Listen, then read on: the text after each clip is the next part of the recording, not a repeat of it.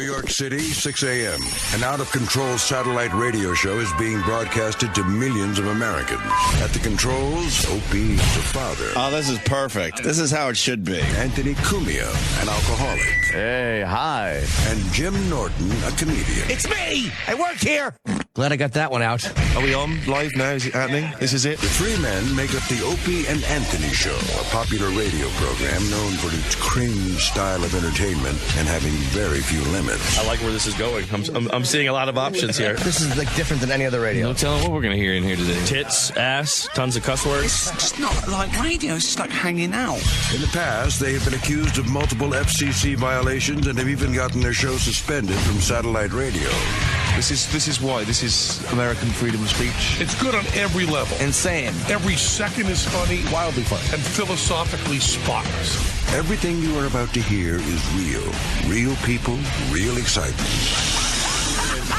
This is the Opie and Anthony Show.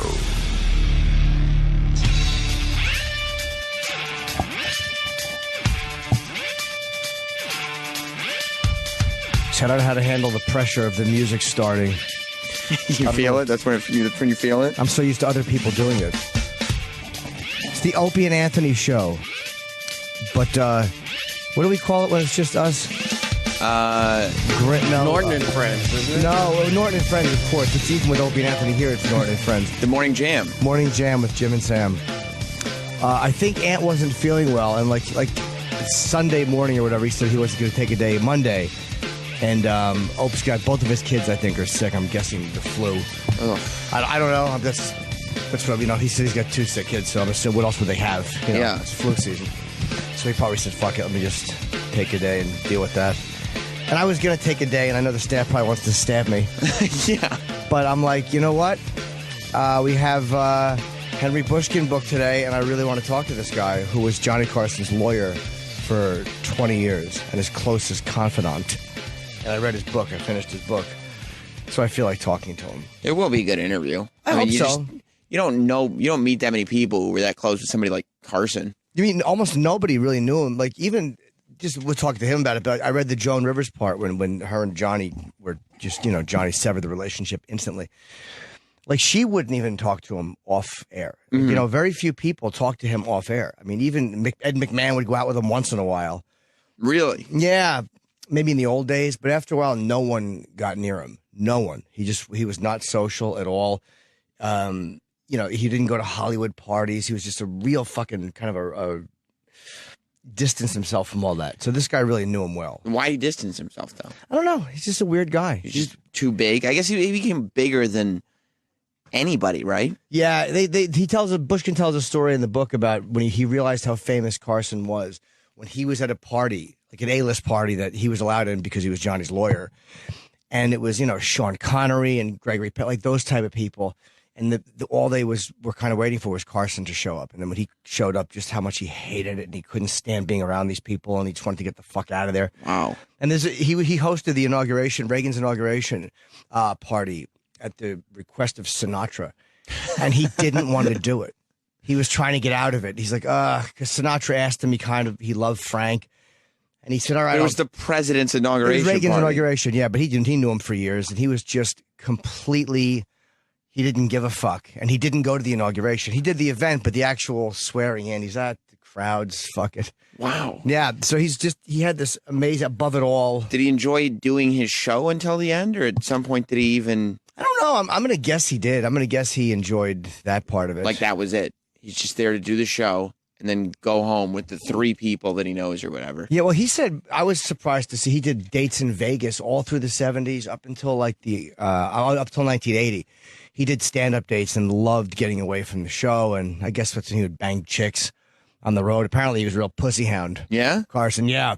But quiet about it. Not like, there was no TMZ back then. So, right. But TMZ existed then. Johnny, I think, stuck his dick in a lot of people. He had that original Letterman bedroom above the studio. Yeah, he probably fucked them on the set. I mean, God, he seemed kind of. But back then, nobody would have said anything. It was the same thing as like JFK being a pussy hound. Nobody would say anything back then. Nobody would want to, disrespect the legacy or the legend, or you didn't say anything about guys like that back then. And you were also, it was frowned on to snitch. Right. You didn't want to be the tattletale. Yeah, now the tattletale is rewarded. Yeah. You're like, you get your own reality show where people are dying to talk to you and you line up for interviews. But back then, if you ratted, people were like, fuck you, and they just kicked you out of the circle. Harvey Levin created an empire around it. You know what I mean? Yeah. Like TMZ's whole thing is like, well, what if we just try to catch people doing things?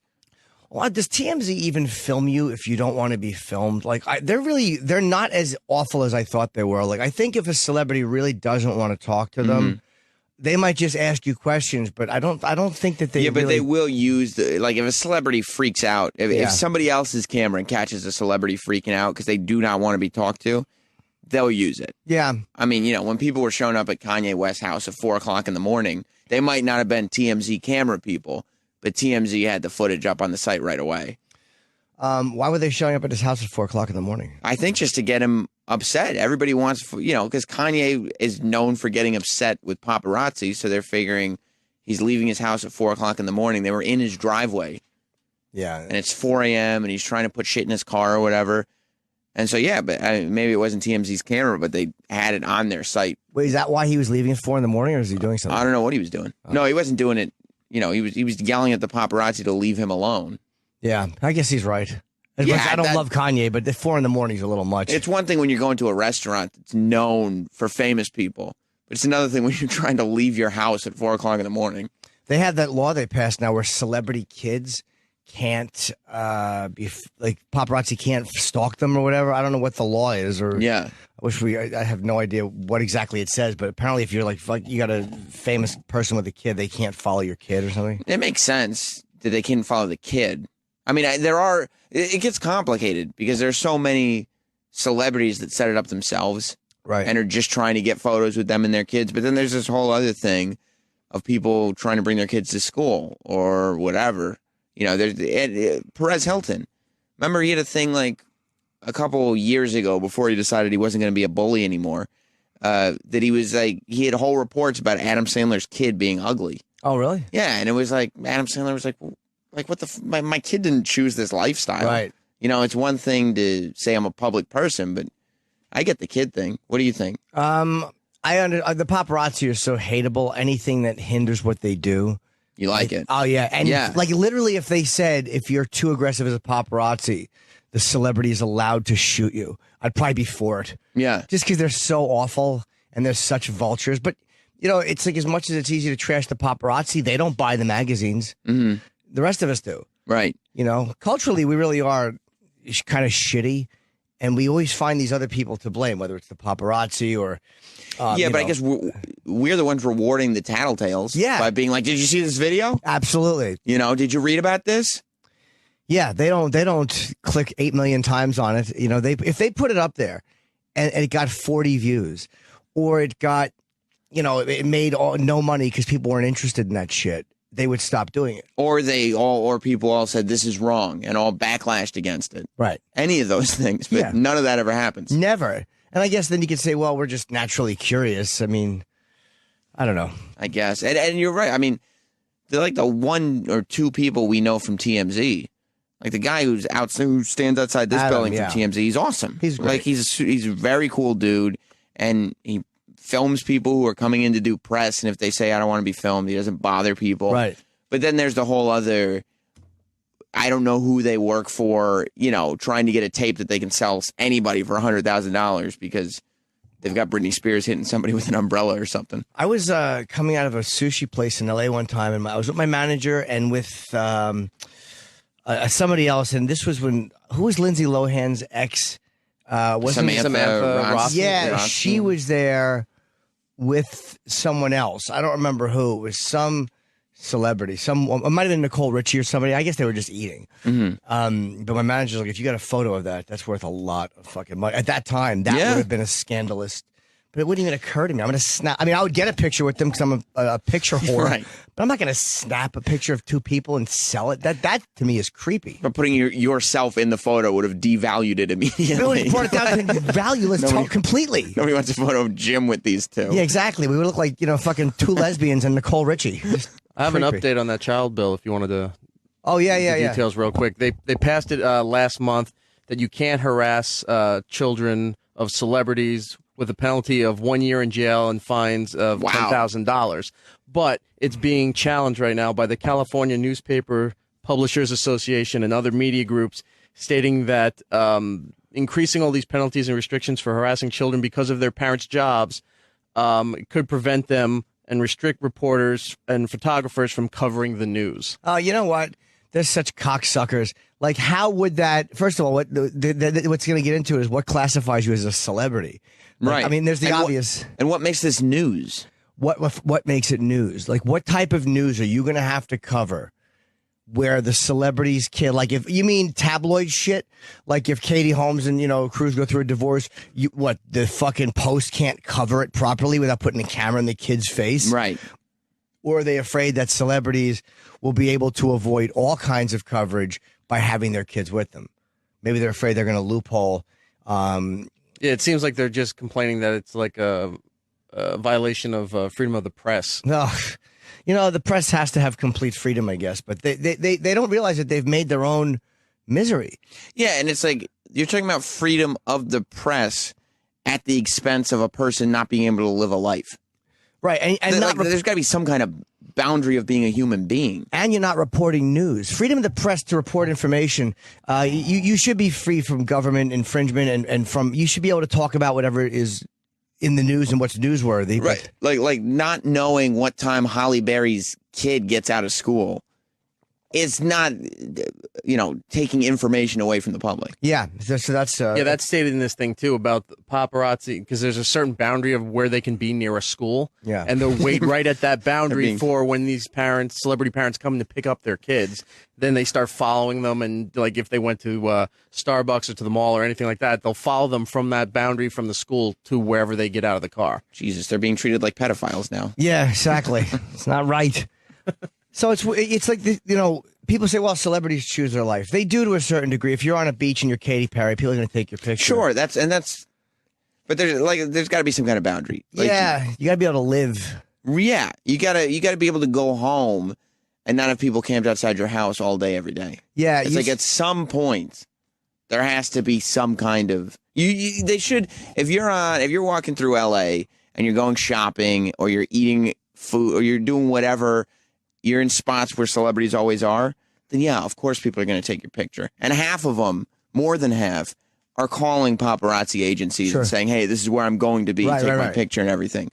But if you move out of it, like say you do what Carson did, and you move away from everything and you try to get away from all this, at a point you should be able to have a day of privacy. Because everything's with the technology changing and with the fact that like you can take a photo of a person doing something and upload it and then 6 million people see. Everything's so instantaneous. It's changing. Everything has changed. So you kind of have to have new ways of looking at it. It's not like it used to be where whoever that fucking one creepy paparazzi was who was famed, Brando, I think, broke his jaw, and then he actually took some great pictures of Jackie Onassis. And he would annoy him in the street and take photos of them. But now it's this culture of celebrity obsession, which I certainly contribute to. Right. I don't deny that. But they can have no privacy now. Yeah, because being a paparazzi is so easy for people. You go, you pay a couple $100, you get a camera, or you just use your cell phone or whatever. And you could just be in LA. This acting thing didn't work out. Maybe I'll just chase actors around and take their photo. Yeah, and it's all video now because back in 1975 or whatever, everybody didn't have a video camera. Everybody didn't have the ability to tape everything and throw questions at you. Hey, where are you going? Where are you going? Where are you going? How is that? It's got to be fucking irritating. Yeah. The guy's name is Ron Galella. Yeah, he's a really famous asshole. Yeah. I mean, and he started that whole thing, I think, more than anybody. He was like the original guy, right? Yeah, at least he's one of the main ones being credited, yeah. Yeah, I think Brando punched him in the face. He broke his jaw in 1973. Wasn't he with Dick Cavett when that happened? It says June 12th, 1973, Brando broke paparazzo Ron Galella's jaw. Gallo had been following Brando, who was accompanied by talk show host Dick Cavett. Oh, okay. Because I saw Dick Cavett recently. I did one of the last episodes of John Fugelsang's show on what was the channel? It just became Al Jazeera America. Current TV became out, and he had like a comedy, kind of like a panel show, a news show, and I've done it. And he's a nice guy, Fugle Sang, and he's very liberal, but he's he lets you express your opinions on. And one of the last episodes I was on, and Dick Cavett was the guest, and he was talking about that. I don't remember if he talked about it on air or not. He's a weird guy, Dick Cavett. Dick Cavett is? But he's a guy like Mike Douglas and all those guys. When they did talk shows, and none of them did it like Carson did, they had a weird free flow to them where they weren't afraid of dead air. I think we talked about this recently. But it was almost like those talk shows were almost formatted like podcasts are today. Even radio interviews aren't done like Dick Cavett did anymore.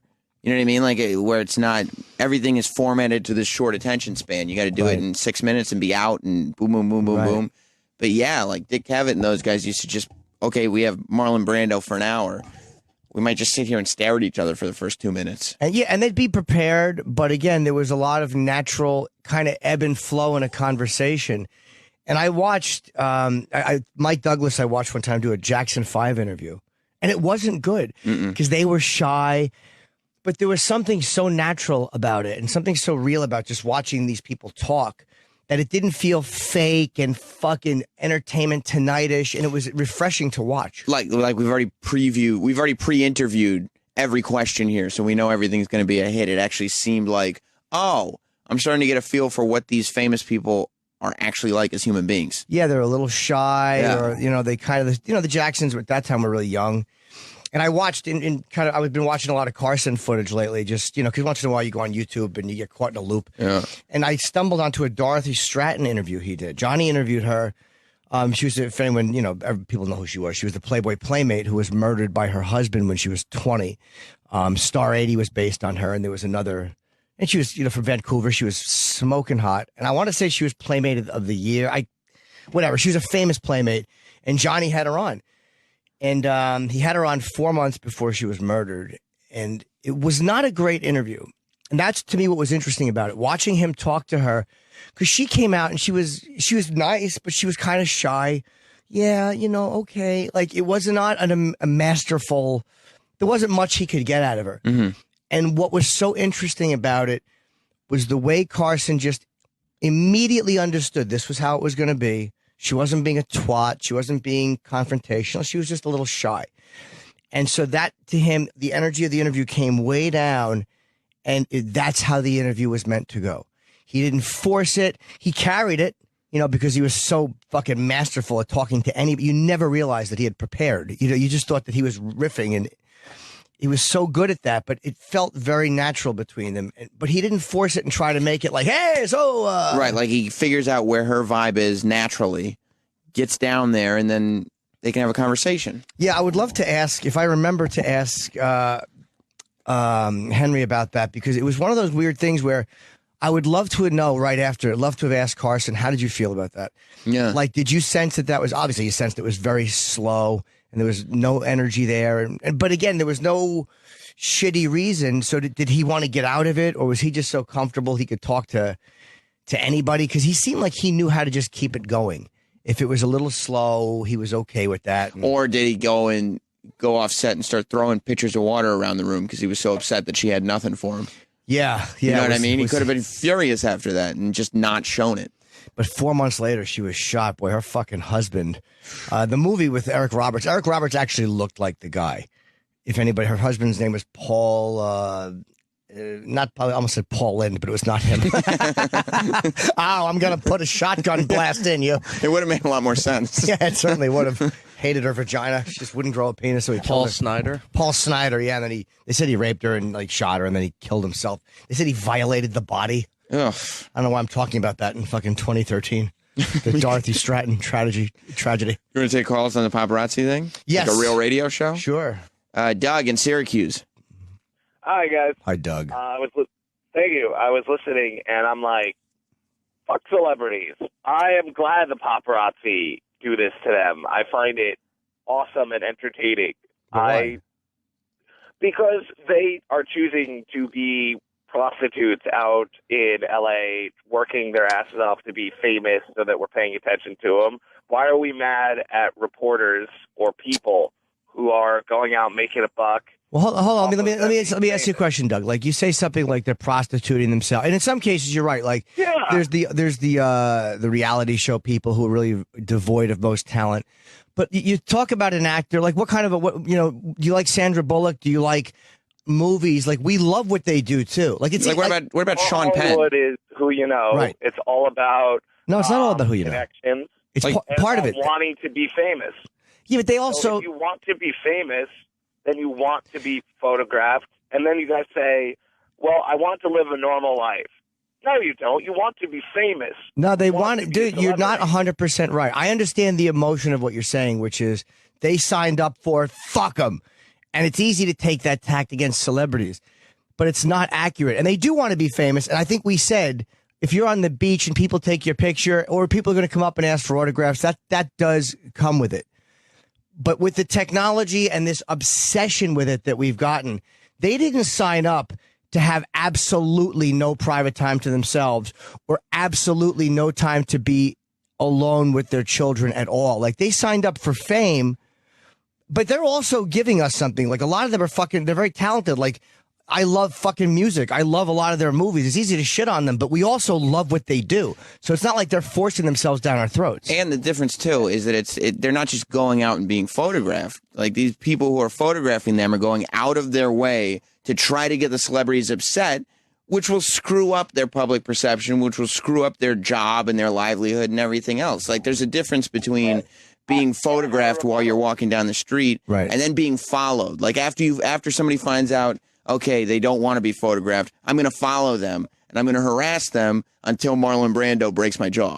Right. And I have a rebuttal to that. Okay. How many times have you guys pointed out on your show that you guys have met A-list celebrities in your private life or on airplanes and have had no paparazzi experience and just been like, hi, I'm Jimmy Norton, or hi, I'm Sam Roberts, sitting with you on first class. Well, not you, Sam, but hi, I'm Jimmy Norton. I'm Coach. You on first class. And I just like to talk with you as a human being, and I'm pretty much a celebrity myself and like to get to know you. And they go fuck yourself. You know what? You're not even a human to me. Dude, no. That's you're right and you're wrong. You're right. Like the Nicolas Cage story where he wanted nothing to do with me. Hold on. I wasn't mad at him for that. Like, it was almost like, who the fuck am I? And not like, who am I? He's a big star. But he's just, in that moment, I know he's famous and I fucking wanted to talk to him. But in fairness, I only wanted to talk to him because he was Nicolas Cage. If he was just some fat old lady, I would not have sat there and went, oh, I hope she takes a picture with me.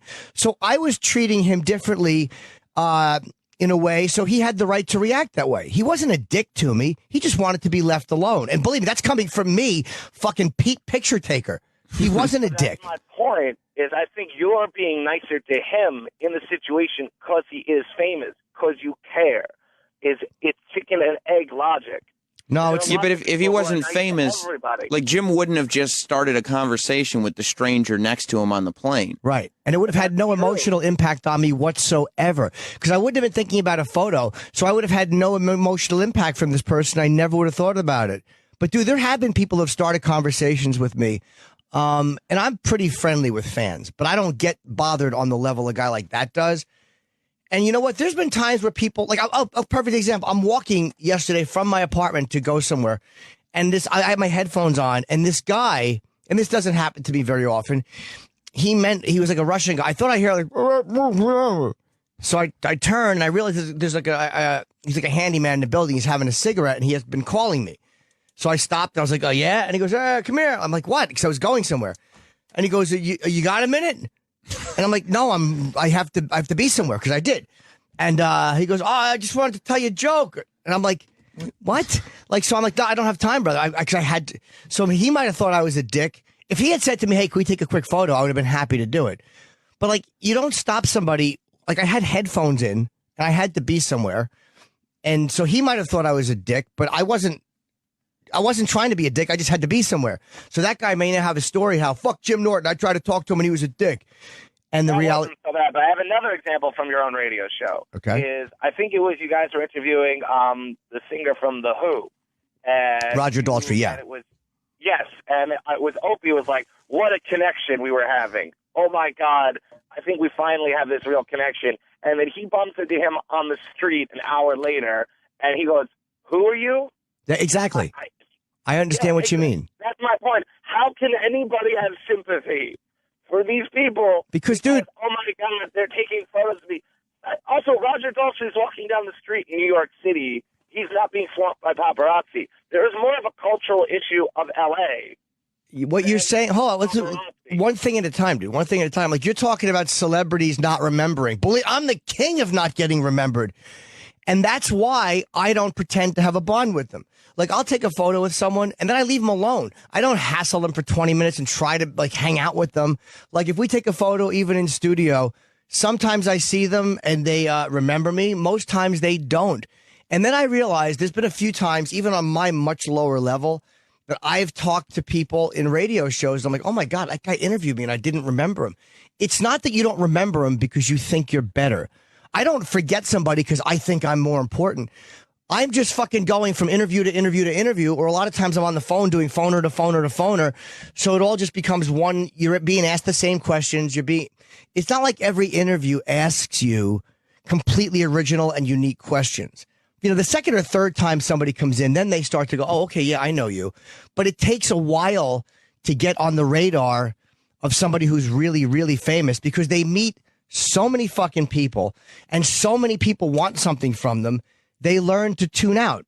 And it's not that they're... Mr. Bushkin, the attorney for Carson, I remember every anecdote from Carson's existence, though. What's that?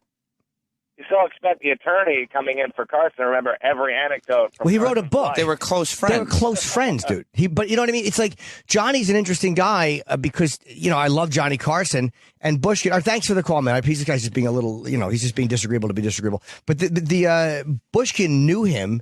And I'm kind of curious as to, is this a betrayal because you were Johnny's lawyer?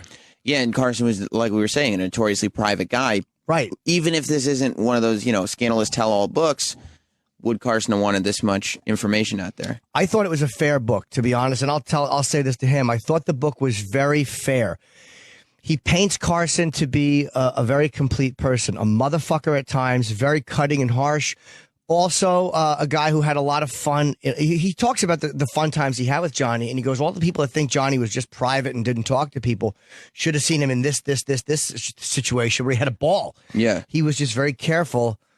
But that guy who just called in, his attitude is very typical of people. Like, they do have, like, the guy who I would love to ask him, I should have asked him, how do you feel about your boss having your Facebook password? Mm-hmm. Now, you're not a celebrity, but does he have the right to have it? Because things you say publicly can be a reflection of his company.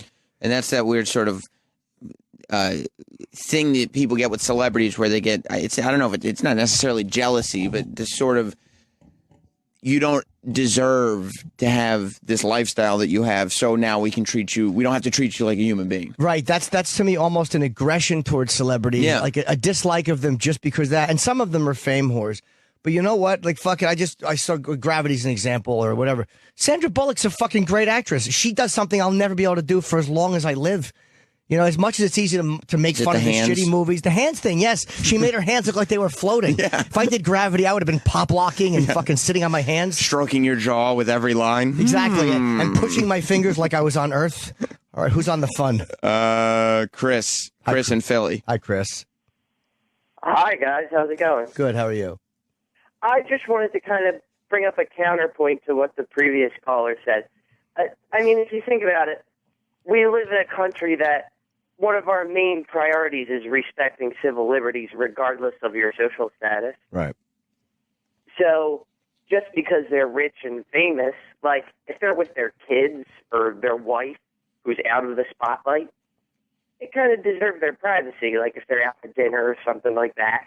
You know what I mean? Yeah, I mean, I think there is definitely a lack of boundary being established. Like, I don't think I'm definitely not saying, and Jim, I don't think you're saying that celebrities should not have their photos taken. Of course not. How could I say that? Yes. I want to put my fucking awful blinky face in every one of them. Yeah, and going up to a celebrity and asking, can I take a photo with you? Or taking their photo while they're walking down the street, or whatever that is all fine.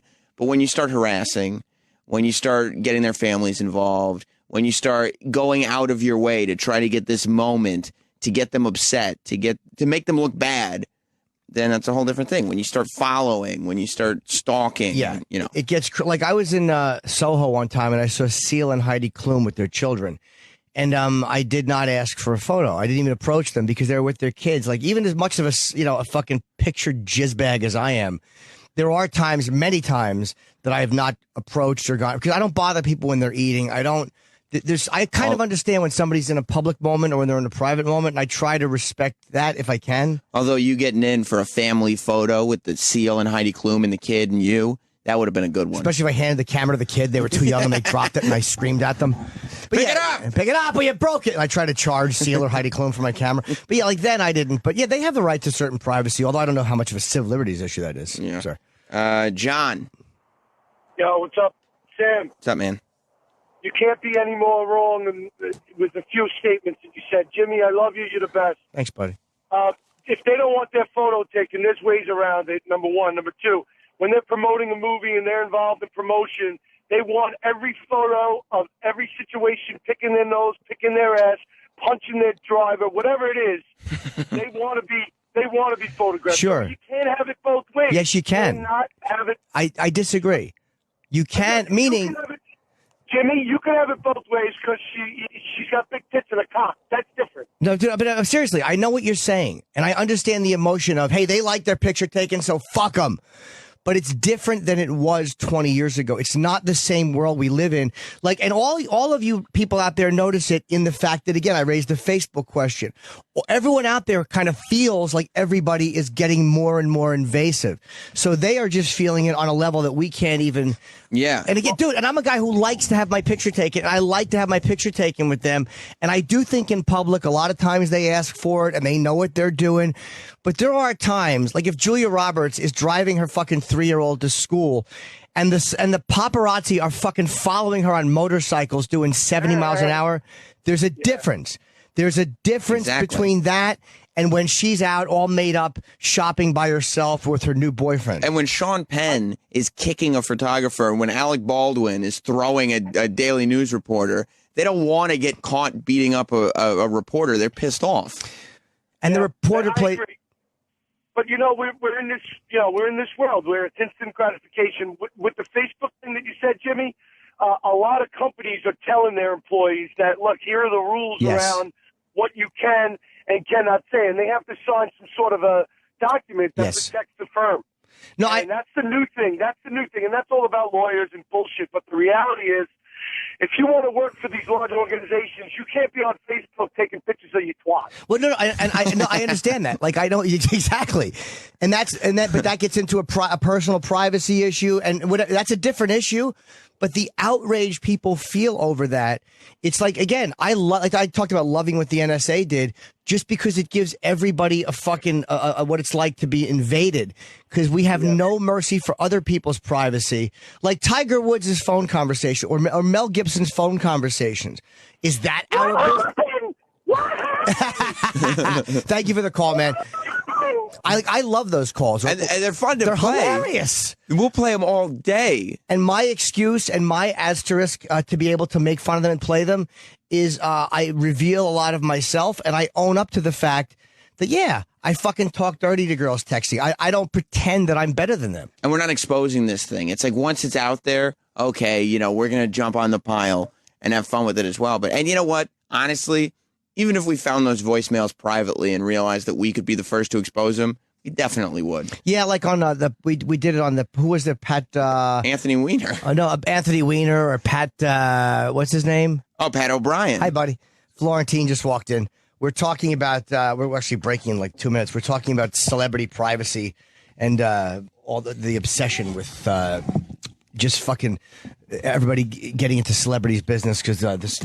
And, stalking and being followed and taking pictures of their kids and all that stuff. Like, what's the balance between that and, is it okay or is it not okay? Well, I've been reading the Johnny Carson stuff. Oh, you did? Well, in the New York Post, like they're putting excerpts in there. But I was thinking about Ozzy all the stuff Ozzy did when he was young, in the 70s, 80s, pissing on planes and stuff like that. Like, he'd be a monster right now. Where America would hate him. I mean, they hated him back in the 80s because they thought he was like a devil worshiper. But all that stuff, I mean, pissing on the Alamo, just whizzing on a plane. Like, there's stories of him just peeing on a plane in first class. Like, someone was in the bathrooms, he just whipped it out and pissed right on the floor. All over the floor.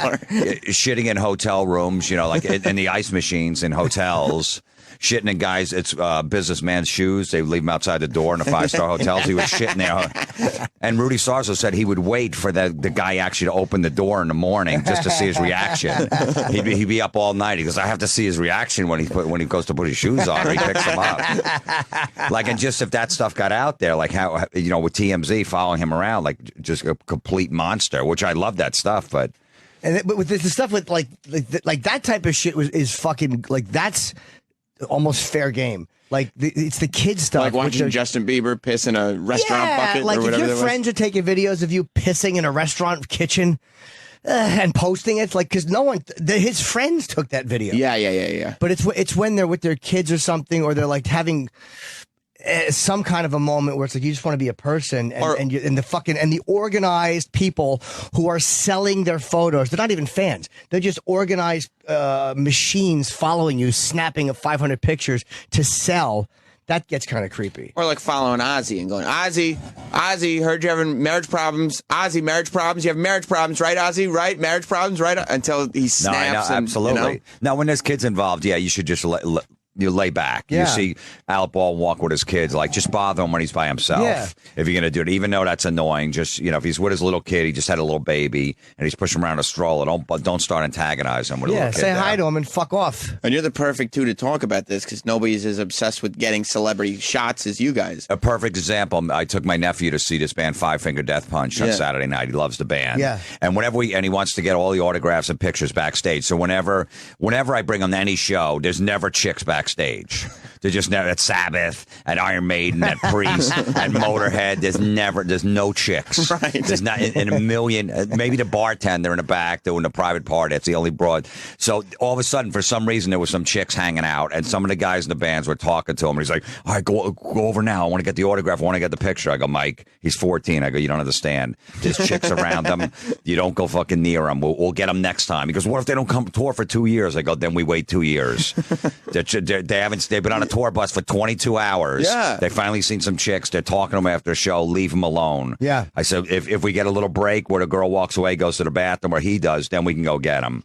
I go, we're not going to interfere with them talking to girls. We didn't. That's the line. That's the border. You got to have your rules, you know? And I'm not trying, and a fan taking a picture with somebody who you genuinely like, you're not trying to catch that person.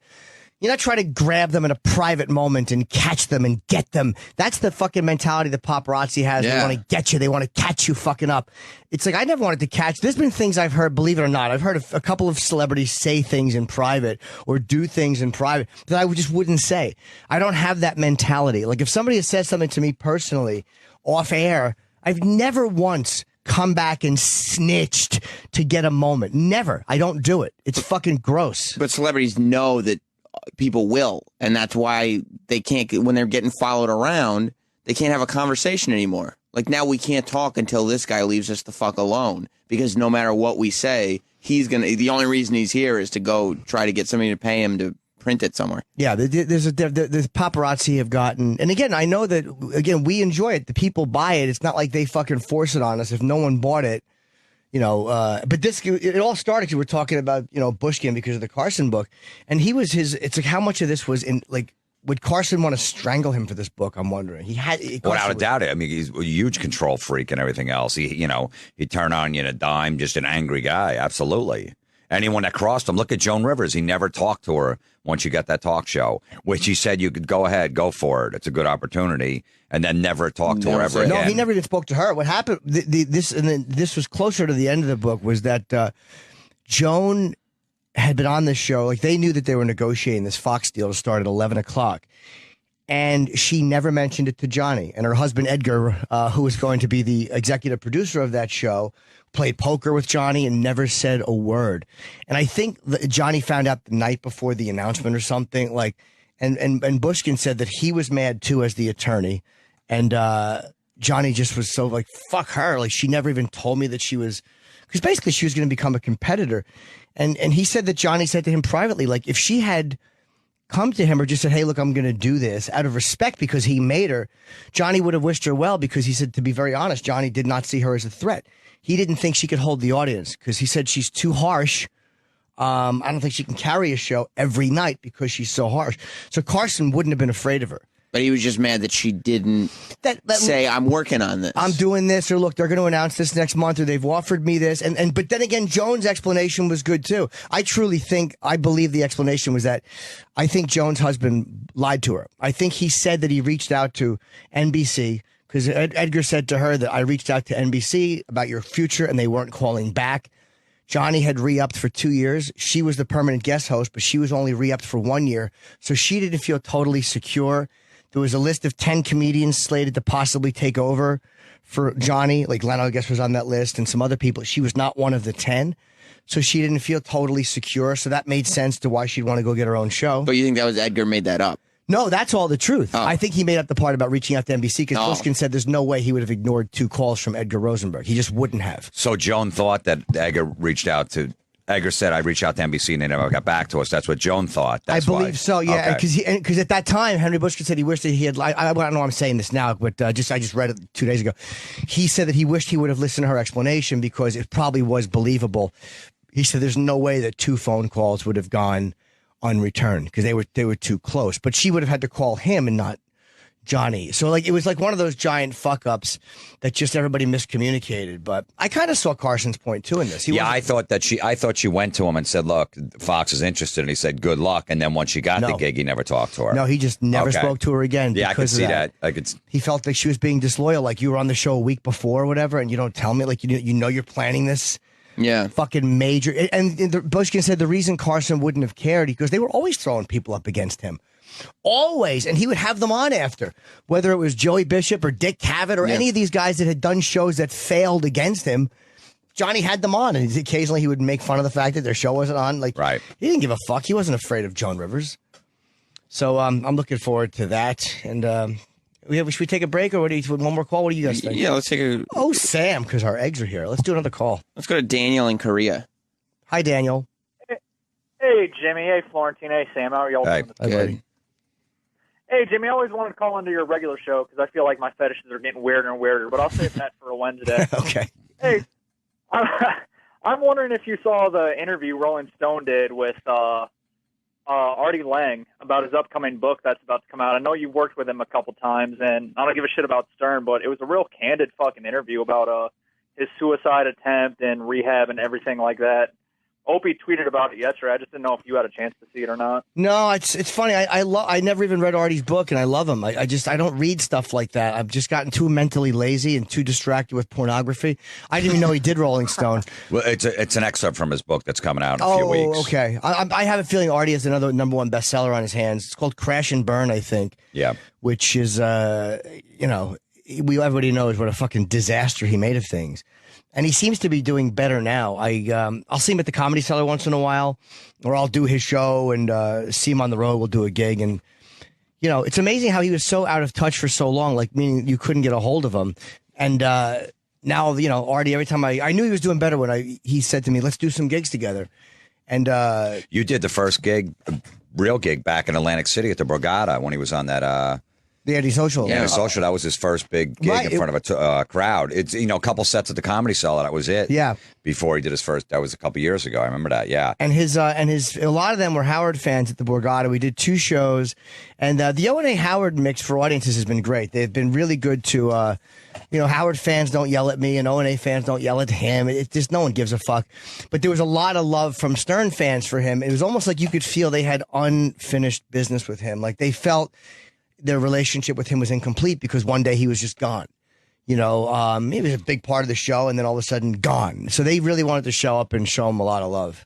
Yeah, because that payoff never really happened with him on the show. Right. So it was interesting to watch. You know, and he was gone for basically a year and a half. Yeah. No one heard from him. I never heard. I was good friends with him, and I never heard from him. Oh, wow. I tried to get in touch with him, you know, change different numbers. I was in contact with his sister once in a while, trying to get updates. But, no, he basically lived at his mom's house in rehabs and then went back to and lived in his mom's basement until he got better. She kept him there until he got back out. And then all of a sudden, you know, Nick DiPaolo called him up and said, hey, you know, you want to do a radio show with me? Doing a test run? He's like, yeah. And they did like one show, and they got offered a huge deal, and Artie was back in show business, basically. Yeah, and it looks like he was just ready. But his sister, he's very close with his sister, and that was and his mom, who you go through. So I'm happy for him that he's back, and I know the he's book sober. will do well. He got engaged. He recently got engaged. Yeah.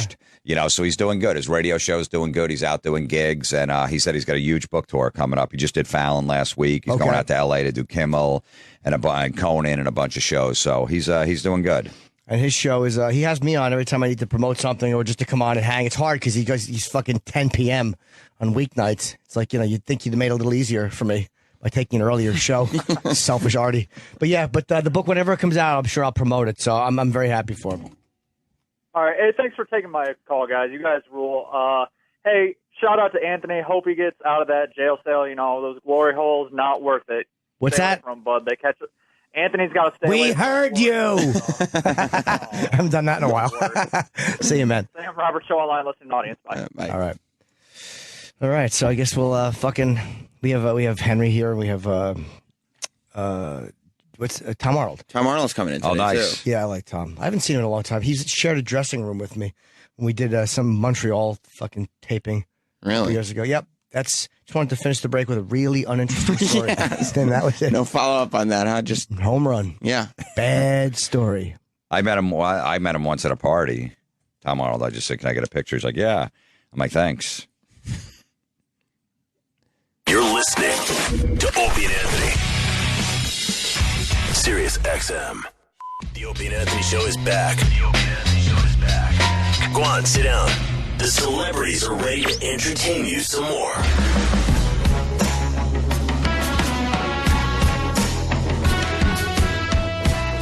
Ooh, we're back. It's Opie and Anthony have both passed away, so Sam and I are now doing the show for today. And then tomorrow, we don't know what's going to happen. And Jim Florentine is, of course, here. But unfortunately, Opie and Anthony both killed in a tragic accident. They were making love in a hotel. Nobody knew that they had it in them, and the roof caved in. Wow, that's ironic. Yeah, That's it was really, I had no idea horrible. that they were involved in a relationship. Who would be the top?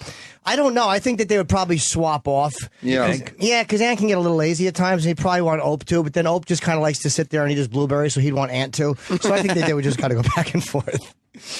That's good. Like a relationship. Yeah, like a relationship. What position you think they'd be in? I think that Would they be like eye to eye, like on top and looking each other in the eye? Yeah, I think so. Because you know, for doing radio that long and having a good career. I think that the way that they would make love would be one on the back with his legs bunny rabbited, and the other one on top, like bracing with his arms, but then lowering his arms and slowly licking the mouth of the other.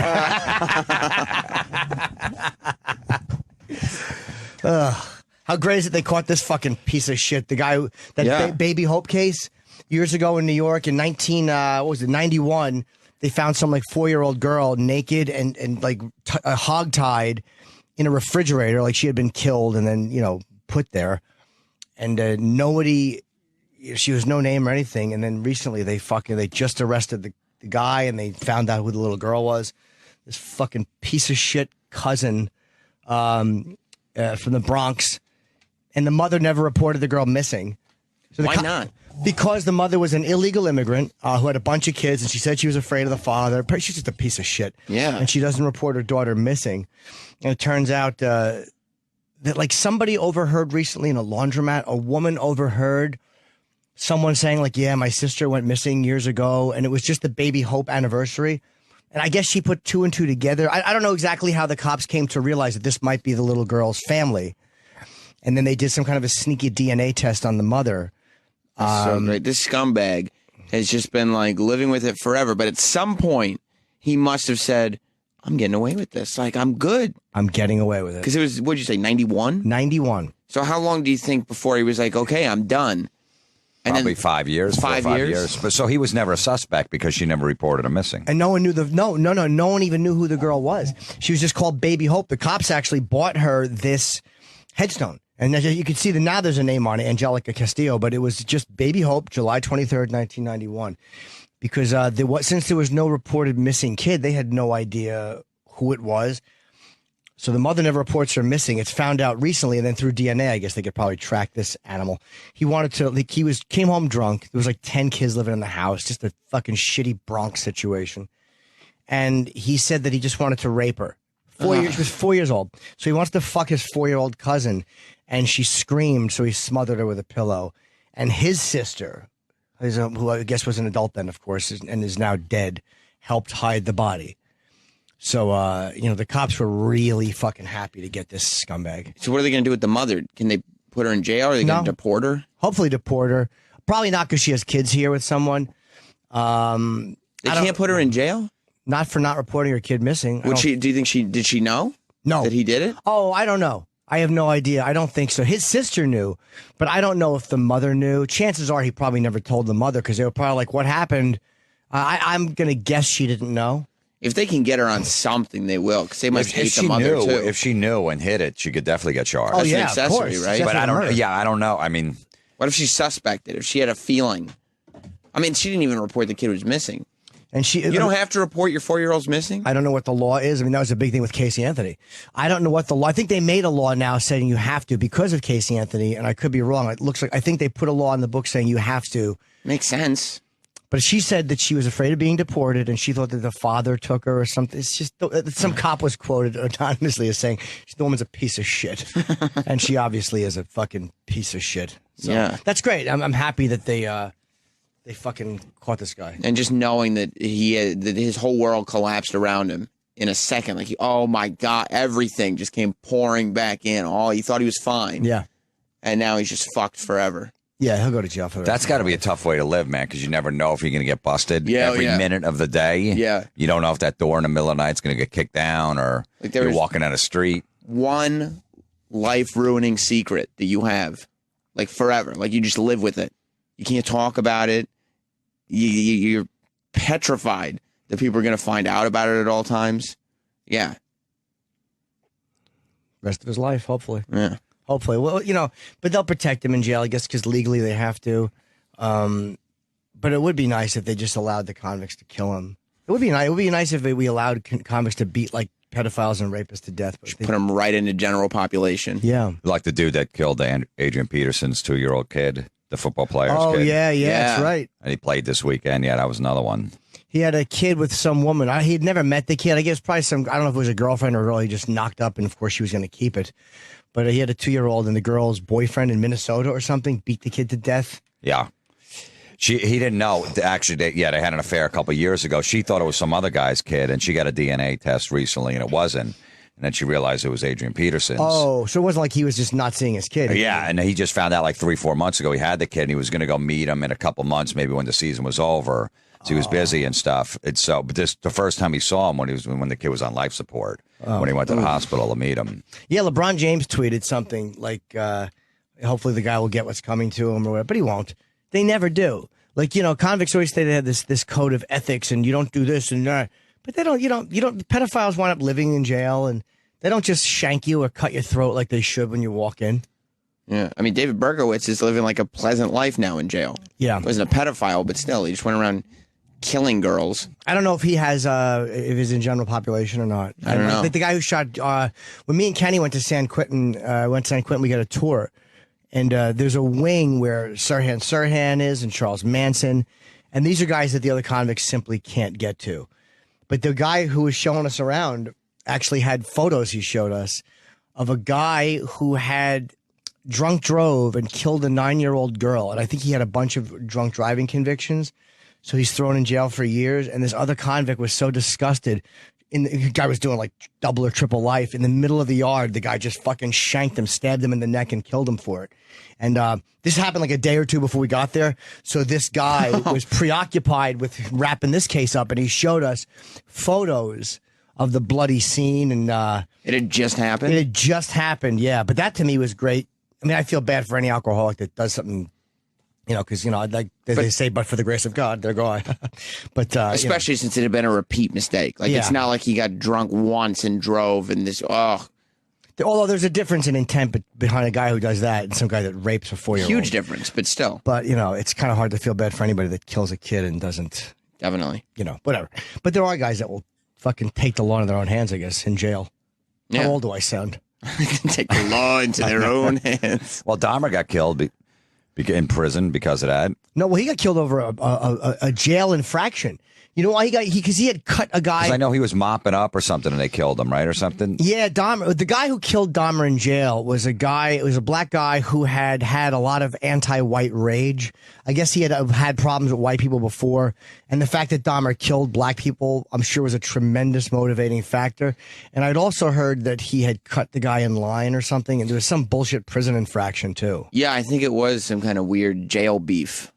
Of course, since he is Dahmer, I'm sure he was quicker to get killed, but yeah, it was like it wasn't just. Oh, okay. I thought that's the dude that ate people. That might have been but then again, the guy might have had a target on his head. Who knows? Because that guy had problems racially with other people, right? But he was another guy doing fucking X amount of years and never getting out, right? So, my Patty video, I wanted to just plug this on Facebook. I'm not even getting any money for this. I posted the video of Patty doing the fucking awful twerking. And it's got 23,000 comments. Are they all positive? No. A lot of them are horrified. VOL, vomiting out loud, I've seen. Isn't it amazing when, we see something like that, like Patty twerking in here, and it's funny to all of us, but we all know Patty, and we're like, oh, yeah, we just go home and continue our day. Other people have never seen Patty before, and they just see this skeletal, monster out of the bathroom with a shining woman twerking. Horrifying. Yeah, and it's just it's gotten 4 million people have seen, almost 4 million. 4 million? Yeah, wow. on my Facebook, you can see it because I'm the administrator for the fan page. And it's almost 4 million people have seen the Patty video. I just didn't put it on YouTube. I don't give a fuck about that. She's in her panties, just looking awful. Well, I haven't seen it. I got to see it. Well, it's not good. I mean, in the video, I have a great the picture that it's kind of like the screen grab for the video is really good. She looks terrible. I tried to get a free coffee from her at the Starbucks. Today? No, a couple months ago. I went in there and she was behind the counter. I'm like, come on, hook me up. She's like, I can't. The manager's, he's not here. I'm like, so? Give me a discount. I don't know if I could do that. Made her all nervous. Yeah, she was completely, she was freaking out. Gonna make her lose her gig. I'm telling everyone online, I'm like, I know this woman and she won't even give me 10% off. Not even her discount. You happy by the Cowboys? I didn't care. Why not?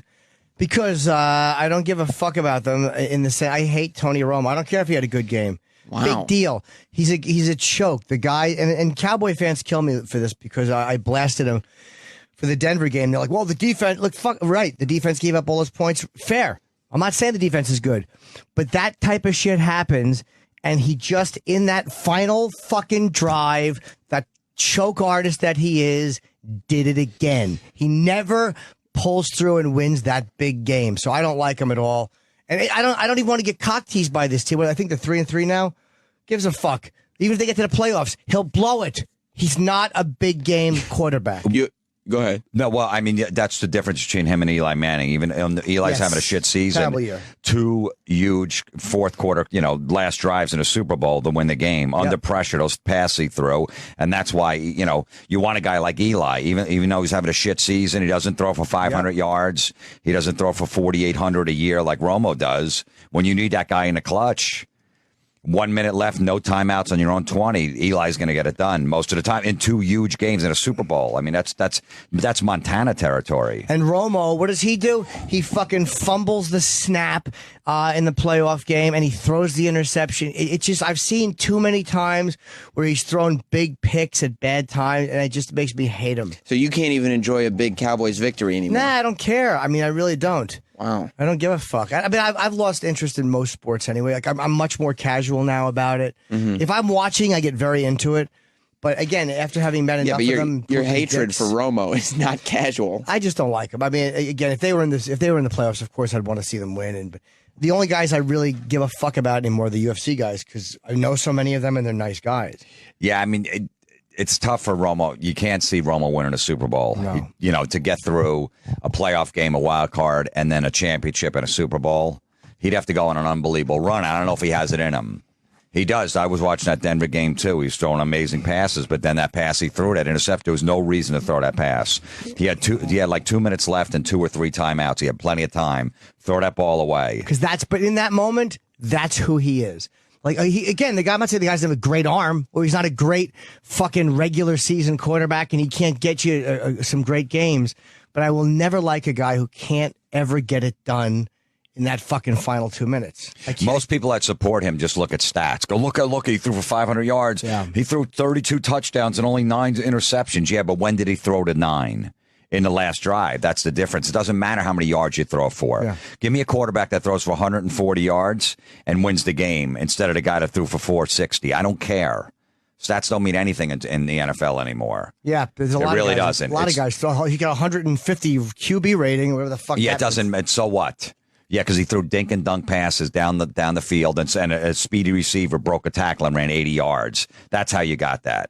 Right. Yeah, that's all fantasy football shit. That's why, everyone's with stats. Everyone's fascinated by stats. It means nothing. Oh, because they're building out their teams. Like they pick what players they like based on right who's on their fantasy team. He what did the good. numbers Look are. at the numbers I did this week, and it means not a running backs rush for like 170 yards now and lose. They're on a losing team. That never happened in the NFL before. Now that everyone passes, so so Fred Jackson from the Bills had a great game.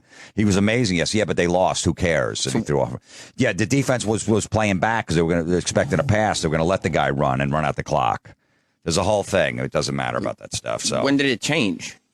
Probably about 7-8 years ago when they changed the rules where you couldn't touch a receiver, but maybe even 10 or 15 where you couldn't touch a receiver after 5 yards. And it was all about offense because they realized that offense, more people are going to watch.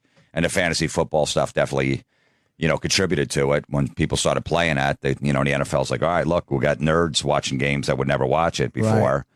Oh, wow. Yeah, absolutely. That's the ratings, a double of what they were 15 years ago. That's a good point about you can't touch the receivers, and also any type of touching the quarterback is just unallowed almost. It's like they really have built it so the offense can kind of do what they want. Absolutely. The offense, totally. Just, look at Peyton Manning. The guy's, 30 for 34 every game, 370 yards. You can't touch him. He's too quick. He gets rid of the ball in 2 seconds. You can't get to him that quick. And the receivers, once after 5 yards, you can't touch him. So it's a totally offensive game. If Marino was playing now, he would have thrown 70 touchdown passes. He was playing when you could trip the guy 40 yards down the field. And he was still throwing 48 touchdowns and throwing for 5,000 yards. He's in the Hall of Fame, right? Yeah. Okay. Would you have been annoyed if they didn't put him in because they didn't Super Bowl? Yeah, absolutely. Yeah, he never had a running game. What are you going to do? And his defense wasn't terrific, was it? No, he had never had a good defense. And then Jimmy Johnson came in when he didn't want to coach anymore. He wanted to coach like the first year when he came back, and he wanted to retire, and the Dolphins to just hang out, 1 or 2 more years. He didn't want to be there anymore. He was done. Guy lives on a boat in the fucking Key West and just fishes and drink beers all day. He didn't want to. Yeah, and does the fucking what does he? Yeah, do? he flies on Saturday night. He flies to California to do the pregame show. Makes like $2.5 million a year for 16 weeks. And then he's on his friggin', living in Key West on the beach. Do you like the... Would you want to be in an office for 16 hours a day, breaking down film? Exactly, getting blamed for every time some cunt drops a ball. Yeah, I know. Sports radio all over you, and everybody hates you. You got to sleep in your office when you want to go fishing. He had his time questionable call. He had his time with the Cowboys. He did great. He figured that's where his legacy was. He should have just left it alone. Yeah, and he's just getting micromanaged everywhere. Exactly. Yeah, he's doing 16 hours a day in his office, and everything he does is getting micromanaged by a bunch of idiots on the radio. Yeah. Do you like those? I don't like those fucking game day 5 guys all yelling out funny things. Well, it's like, hey, what about the time you played? And you, the camera angle, just the long shot is so fucking. You can't even tell who the guys are. There's so many guys on the screen. That's the only way they could fit everyone in. That they got 6 guys at a round table That shot is from like fucking a mile away because that's the only way you could fit 6 guys around it. It's a joke. You got 6 guys talking for like 45 yards. You got 40 seconds to say what you think about the Cowboy-Redskin game tonight. Yeah. Why are you paying that guy $2 million a year? I tell you, the defense is looking good, but they better shape it up in the fourth quarter. Look, and, you know, the Cowboys can't turn the ball over. They got to, put pressure on the quarterback. Really? Thanks. Since when? Yeah, the way you used to. Yeah, believe me, Dan, you turned the ball over once or twice when you played us Ravens. Yeah, well, luckily you weren't coming up against me. Yeah, shuffle of papers. Where did that one come from? Do you ever laugh at those jokes? Never. I don't even know what they're about. So it makes no sense. They're not funny. No, they're not, ever. Do they have so little faith that those guys can carry like 2 minutes of conversation that they need to have half a dozen people at that table? I think so. Look, the NFL Network on a Thursday night, the Browns and the Bills, nobody's watching that game. Yeah. There's nothing to talk about. There's nothing to talk about. And they got 6 guys doing a 3-hour pregame show of what? Of what? I don't people know, hardcore football fans know maybe 4 guys on both teams. Yeah. And then there's like an hour postgame with 6 guys. Yeah, really. On the field, Dion, Michael Irvin, Rich Eisen, a bunch of guys. Have you ever seen Jimmy Johnson pull out the big fork to say put the fork in them, they're done? Does he do that? Yeah, I saw him do it like week 3. He was like, I'm going to say it now. We're only 3 weeks in, and he pulls out this fork, and he was like, put a fork in the Giants. And it's like a 3-foot fork that he's holding. That's fucking awful. Terry Bradshaw is going like, oh, you can't say that already. You're already putting the fork in them. Yeah, I'm going to put the fork in them now. Trying to mimic guy conversations. Yeah. Oh, fuck you. It makes me sick. Oh. And I like Bradshaw. Yeah, no, and I like Jimmy Johnson. But but I just, here's JB, Howie, Fred, Pete, Ted. Go fuck you. Yeah. What are 2 guys? 2 guys. 2 guys is fine. I also have had enough of, what is it, ESPN are the ones that do the tickers, like they show you what they're going to be talking about in 10 seconds. Like that's how short our attention span is. We have to know, okay, they're only going to talk about this for 20 seconds, and then they're going to talk about that for 30 seconds, and then they're going to talk about that for 30 seconds. Do we fucking need it broken down like that? Is conversation flow that uncomfortable for people? Yeah, I know. They have the tickers, 16, 15, 14. They got to go to another topic. Right, yeah, like I have to be guaranteed that I'm going to be interested not only in what they're talking about now, but what's the next one? Because if I'm not going to be interested in the next topic, I'm changing channels now. Yeah, there's no, look, people can't sit there for a half hour and watch a Sports Center. I don't know. I don't need to know what's coming up next on the side. Yeah, what do you change into? Like, if you want to hear people talk about sports, you watch that. If you don't want to hear people talk about sports, you watch something else. You know I think it actually hurts people. Like if I'm watching ESPN and I don't care about basketball or hockey, which I don't, and I see that's coming up on the side, I'm going to switch a channel. I'm going to go over to Major League Baseball channel or NFL Network, right? To Whereas, go get some highlights. So I'm going to go. All right, I'm not interested in that. So if you didn't show me, I'd stay tuned in. Yeah, you might sit through the hockey talk, absolutely, because you think they're going to go back to football after.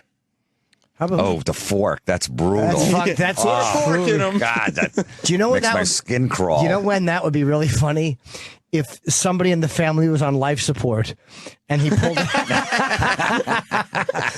I'm going to say it now. We're going to put a fork in him. That would be hilarious. If he pulled that out of the back of his sweater vest, you're like, all right, that's kind of funny. Yeah. That's kind of funny because they're all tubed up. Who's winning in baseball? I haven't watched the playoffs. I could just the Red Sox came back last night. They were down 5-0 in the 6th, and it was 5-1 in the 8th inning. That guy Scherzer, the Tigers pitcher, who's been pitching unbelievable this year. They take him out. He's at 108 pitches. They bring in the Detroit's in what inning? 8th. Oh. Detroit's bullpen is a disaster. They bring and next thing you know, bases are loaded in the bottom of the 8th. Ortiz is up, down 5-1, hits a grand slam. That son of a bitch is great in a big spot. They didn't score a run for like 18 innings or so, or 17 innings to Boston. They got shut out the first game. They were like 2 hit up to the 8th inning there. No offense whatsoever. As soon as they got to the bullpen and then the 9th, they won it. Boston. See, that's just to me like, why would they? I know they're probably thinking about saving that guy for another game. 108 pitches is a lot. But it's like, unless you're starting to walk people, just let the guy pitch until he's not pitching well. Especially when you know you got a shit bullpen. Keep that guy in there. You got to win that. If you're up 2-0 going back to Detroit, against the Red Sox, you're in great shape. You can wait. You can pitch that guy, Game 7 if you have to. You don't have to pitch him on 3 days rest. It's over managing. It's fucking. And I love Joe Torre, but he did it obsessively with Rivera. Once like Nelson and Stanton were kind of gone, or he lost faith in them. Just automatically bringing him in the 8th inning. It's like you overuse the bullpen, and if your bullpen's terrible, it just fucking stop it. Let the pitcher throw. He can throw more than 100 pitches. What's the thinking? Saving him for another game? Yeah, part of it. Or, the 100 pitch count, basically. But, Bruce Bochy from the Giants, that's why they won 2 out of 3 World Series the last 2 or 3. They left Matt Cain, Lincecum, guys like that, Bumgarner, in for 110, 120 pitches. Because he's like, look, I'm not blowing this. I'm not putting my middle relief guys in the 7th. When they got to Brian Wilson or 9th or Sergio Romo, they knew those guys were good, but he wasn't taking a chance going in the 8th inning. How annoying! When you got Matt Cain on the mound pitching a masterpiece, that he's like, I'm not going there because it's supposed to. In the regular season, it says at 100 pitches, 110, definitely take him out. That's dumb. Those guys in the 30s and 40s do 160 pitches. Whitey Ford, I think, pitched a friggin' back-to-back doubleheader on the same day. And those guys pitched for like friggin' 18 years. A lot of those guys pitched with no conditioning. doubleheaders. They didn't have the nutrition they have now. Doctors and stuff like that, and they would like use car salesmen in the off season because they needed money. Yeah, if you hurt your arm, they put ice on it. That's what you got, to fucking an ice bag to. Yeah, and you were out there 2 days later. Yeah. Yeah, they constantly pitched. It was like everybody did a lot. Like fighters fought more back then. They would fight fucking 6-8 weeks apart. They would pitch double headers, and I guess now you can't because there's so much money at stake. And we don't hear the stories of all the guys who blew out their arm in 1940. Yeah. Plus, by the time all those guys are 50, they're all just destroyed. Yeah. All right. How about the Dodgers? They're down 2-0 going into Los Angeles. Yeah. I was kind of rooting for them because I did that Leno piece where I interviewed a lot of them. They were actually really nice. That was a great piece. Thanks, man. That was really funny. Thank you. Yeah, but they were cool. I couldn't believe all the dick jokes they let you get away with. It's a fucking amazing. It was unbelievable. It's amazing. There was one moment in there that NBC lets you get away with a lot, but there was one thing that we wanted to keep so bad. And it was an innocent. We talked to the organ player, an old woman who plays the organ in Dodger Stadium. And she happened to be on the field, so look, I fucking talked to her, and we started. I just did the dumb joke, and she's like, "I'm the organ player," and I said, "Oh boy, I really sucked on the organ," just a dumb blowjob joke. But then we were saying, like, have you ever been a song you were supposed to play or you weren't supposed to play that you did? It was a no, who gives a shit question, and she goes, "Yes, one time I didn't pay attention to what was happening on the field. I thought the game was happening. I wasn't, she wasn't watching." And she said they were honoring Kareem Abdul-Jabbar, his last game. Like, we're playing in Los Angeles. They were doing a big thing. And I was playing Bye Bye Blackbird.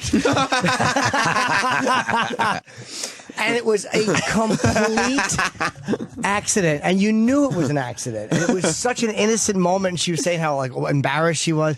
She's an old lady? Oh, yeah. And it was no malice in it. But it just, and this is just the culture we live in, the mention of race. And that was fucking hilarious because you knew she didn't mean it. And that was one. Plus, we didn't have time for all of it, but that was one I wish we had left in. But, because it wasn't a dick joke. It was one of those. And they would, no way. Yeah, I guess, I think it made the almost final cut, but there was a couple that they took out in final cut just for timing, but that was one I wish we had kept. That's why Leno likes you a lot, though, right? The dick jokes. Like, it seems like because Leno prides himself on being nice and kind of digestible to the entire country. Then he brings you in. Like, you could tell he's getting a kick out of, like, when you're making he's dick like, jokes. I want to say this stuff, but I'll let him say it. So. Yeah. But although if it's too many dick jokes, Jay's like, it's just, like, there's too, like, they kind of let me have that area, like, where I can be dirtier. Even in the coulda, woulda, shouldas, they kind of let me get away with a lot of harsher stuff, which is nice. It's kind of freeing and fun. The racial stuff I'd love to do. No, you can't. You're not going to. She would have lost her job if that would have caught fire. That little clip. Look what this organ player. Who knows? Maybe it's true. Although she did that in '88, that was 20 years ago that it happened. Yeah. Well, Paula Deen also said she said the N-word. That's true. They never said when. Could have been in 1963 when her uncle told her a joke and said, "Say it back." Right. When she was a little girl. Who knows? That's right. That's true. I mean, doing it in '88. If she had come forward, like, even if nobody would have had a problem, but even if they did, she could have said, "Oh yeah, that was a mistake. I wasn't paying attention. I'm a moron." everybody would have been like, haha, okay. Yeah, when I was done. a young kid, when I was a young girl, I can whatever, but I said it. But you know what? She might have knew that somebody, if she went there, that somebody recently has a tape of her saying it, or her assistant. She said it all the time. Who knows? Who, Paula Deen? Yeah, you never know that when she, under oath. But she never thought that would get out, and then she would lose everything because of it. Yeah, under oath, it's really hard to lie because you just know that, man, if I fucked up or if it comes back, this is not just a little lie anymore. This is a legal issue. Yeah. Cause I always think it's so easy just to bullshit, but under oath, you just can't. Well, you shouldn't. They said it's really tough to convict you on perjury, though. Oh, is it really? Yeah, if you're taking a deposition, no. Why? A lot of the baseball players it's just tough to prove. That you were lying and not mistaken? Yeah, that you were lying. A lot of the baseball players, all these guys that took steroids and all that stuff under oath, they lied, and then they try to get them in court, and they never get them. What do you think's going to happen with Alex Rodriguez? Is he being a cunt, or is he being smart about this? No, he's being smart. He should have just got 50 games like everybody else. Right. Why is he getting more? Because Bud Selig's got a hard on for him. Bud Selig loves Hank Aaron as his idol. He used to own the friggin' Brewers, which, Hank Aaron was part of later in his career. He's best buddies with him. He doesn't want Rodriguez going near his records, and that's why he's punishing him way harsher. That's why he went after Bonds, too, and stuff. Oh, okay. Yes, Selig's a dick. I don't like him either. Rodriguez would have taken 50 games. He said, "I'll give me the 50 like everybody else, and we'll move on." But when he goes 211, so he says, "All right, there's no way A-Rod will even play a year and a half from now." As he, at 41, he's going to be. What is Selig's reason though for giving him more? Like, what is he has to justify because he tried to cover it up. Rodriguez, when he found out that shit was coming down, he contacted the guys from the, from that Dr. Bosch or whatever and said, "Hey, dude, hide the files. The Major League Baseball's coming, basically." Right. And he goes, "Well, he tried to cover it up." Yeah, who wouldn't if he's going to get caught? Absolutely. Should he just go, "Hey, man, just, say what you got to say. Just be honest." He's not going to do that. His career's on the line. Everyone tries to cover it. Everybody lies. does. Everybody was doing it, yeah. You'd be a fucking idiot not to. And look, that HGH stuff gets guys back on the field quicker. It heals injuries. They should all be taking it. The guy's a superstar, whether you like him or not. Yeah. When he goes to, St. Louis or he goes to, Kansas City, people want to see A-Rod on the field, whether to boo him or whether they like him. Right. So you want to get your superstars back on the field. The shit doesn't make you a better ball player. It heals injuries. When your injury is healed, the doctor on the team should go, "All right, he's healed, then now you can't take it anymore. Get the guys back on the field as soon as possible." It's dumb. What exactly does AGH now? Is it bad for me to take or you to take? No. A lot of older people take it. HGH it's called. HGH, okay. It's basically it heals all your your muscles and stuff like that. It helps your insides a lot. Is it a steroid? It's considered a steroid, but it's not. They consider it under performance enhancing drug because it gives you energy. It actually cuts down body fat. It helps build muscle, not like steroids. Should I take it? You should. I mean, they say guys that 45 to 50 should probably be taking it. Okay. Just for health reasons alone. What's the hormone that you produce when you're a kid, right? When you're growing? Yeah, when you're growing, and they actually have it for little kids that don't grow. Yeah, I used to make them grow, but it doesn't make your head. Yeah, it doesn't make your head grow as you're older, or your hands. You don't have these fucking huge hands and shit like that, and it doesn't cause cancer, which the medical community will say that because they know that it can heal a lot of shit. And then it takes money out of their pockets because they want you on fucking pills. I would like to. Can we ask Dr. Steve that? Can we try to get Dr. Steve? Because he's usually pretty straight about. He's always pretty straight about this. Like he doesn't. He'll go with the anti-medical route.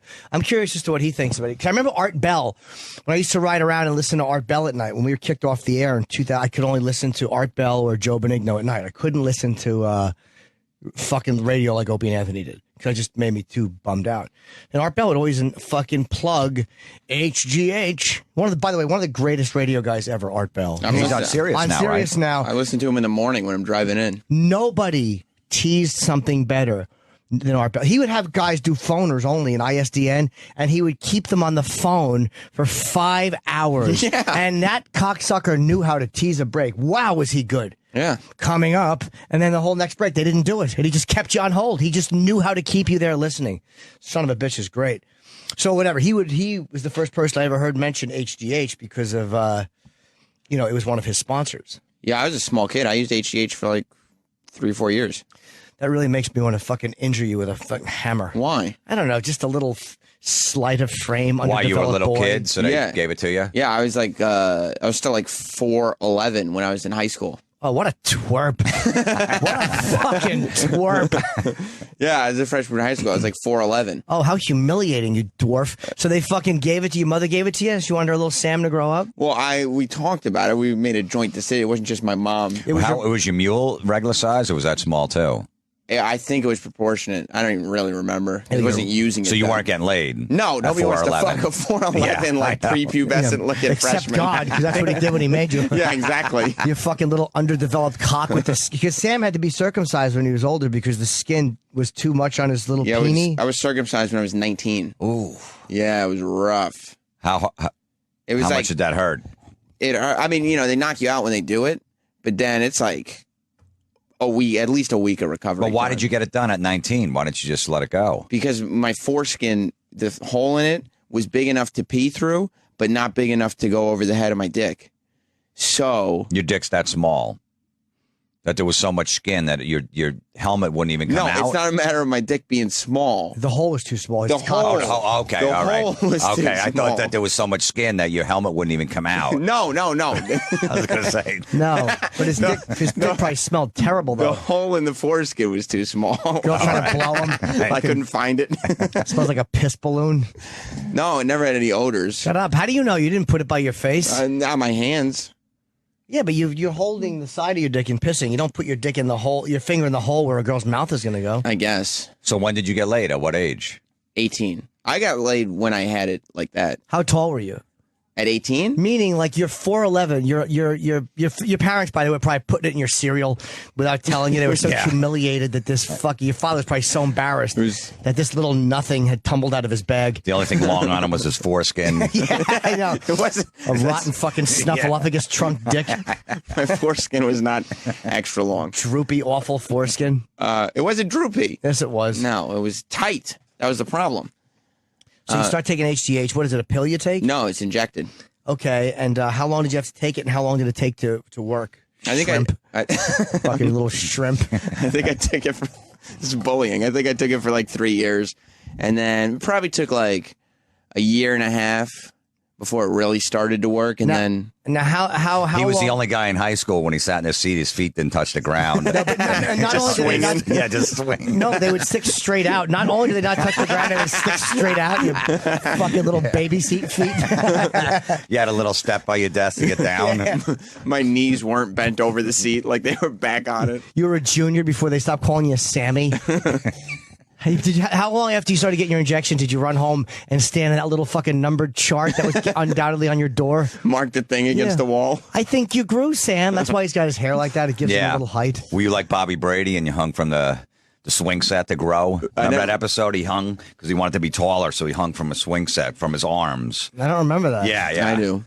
No, Did you do that? No. And then Mr. Brady jerked off watching him like the fucking BTK killer. Hung that. All right.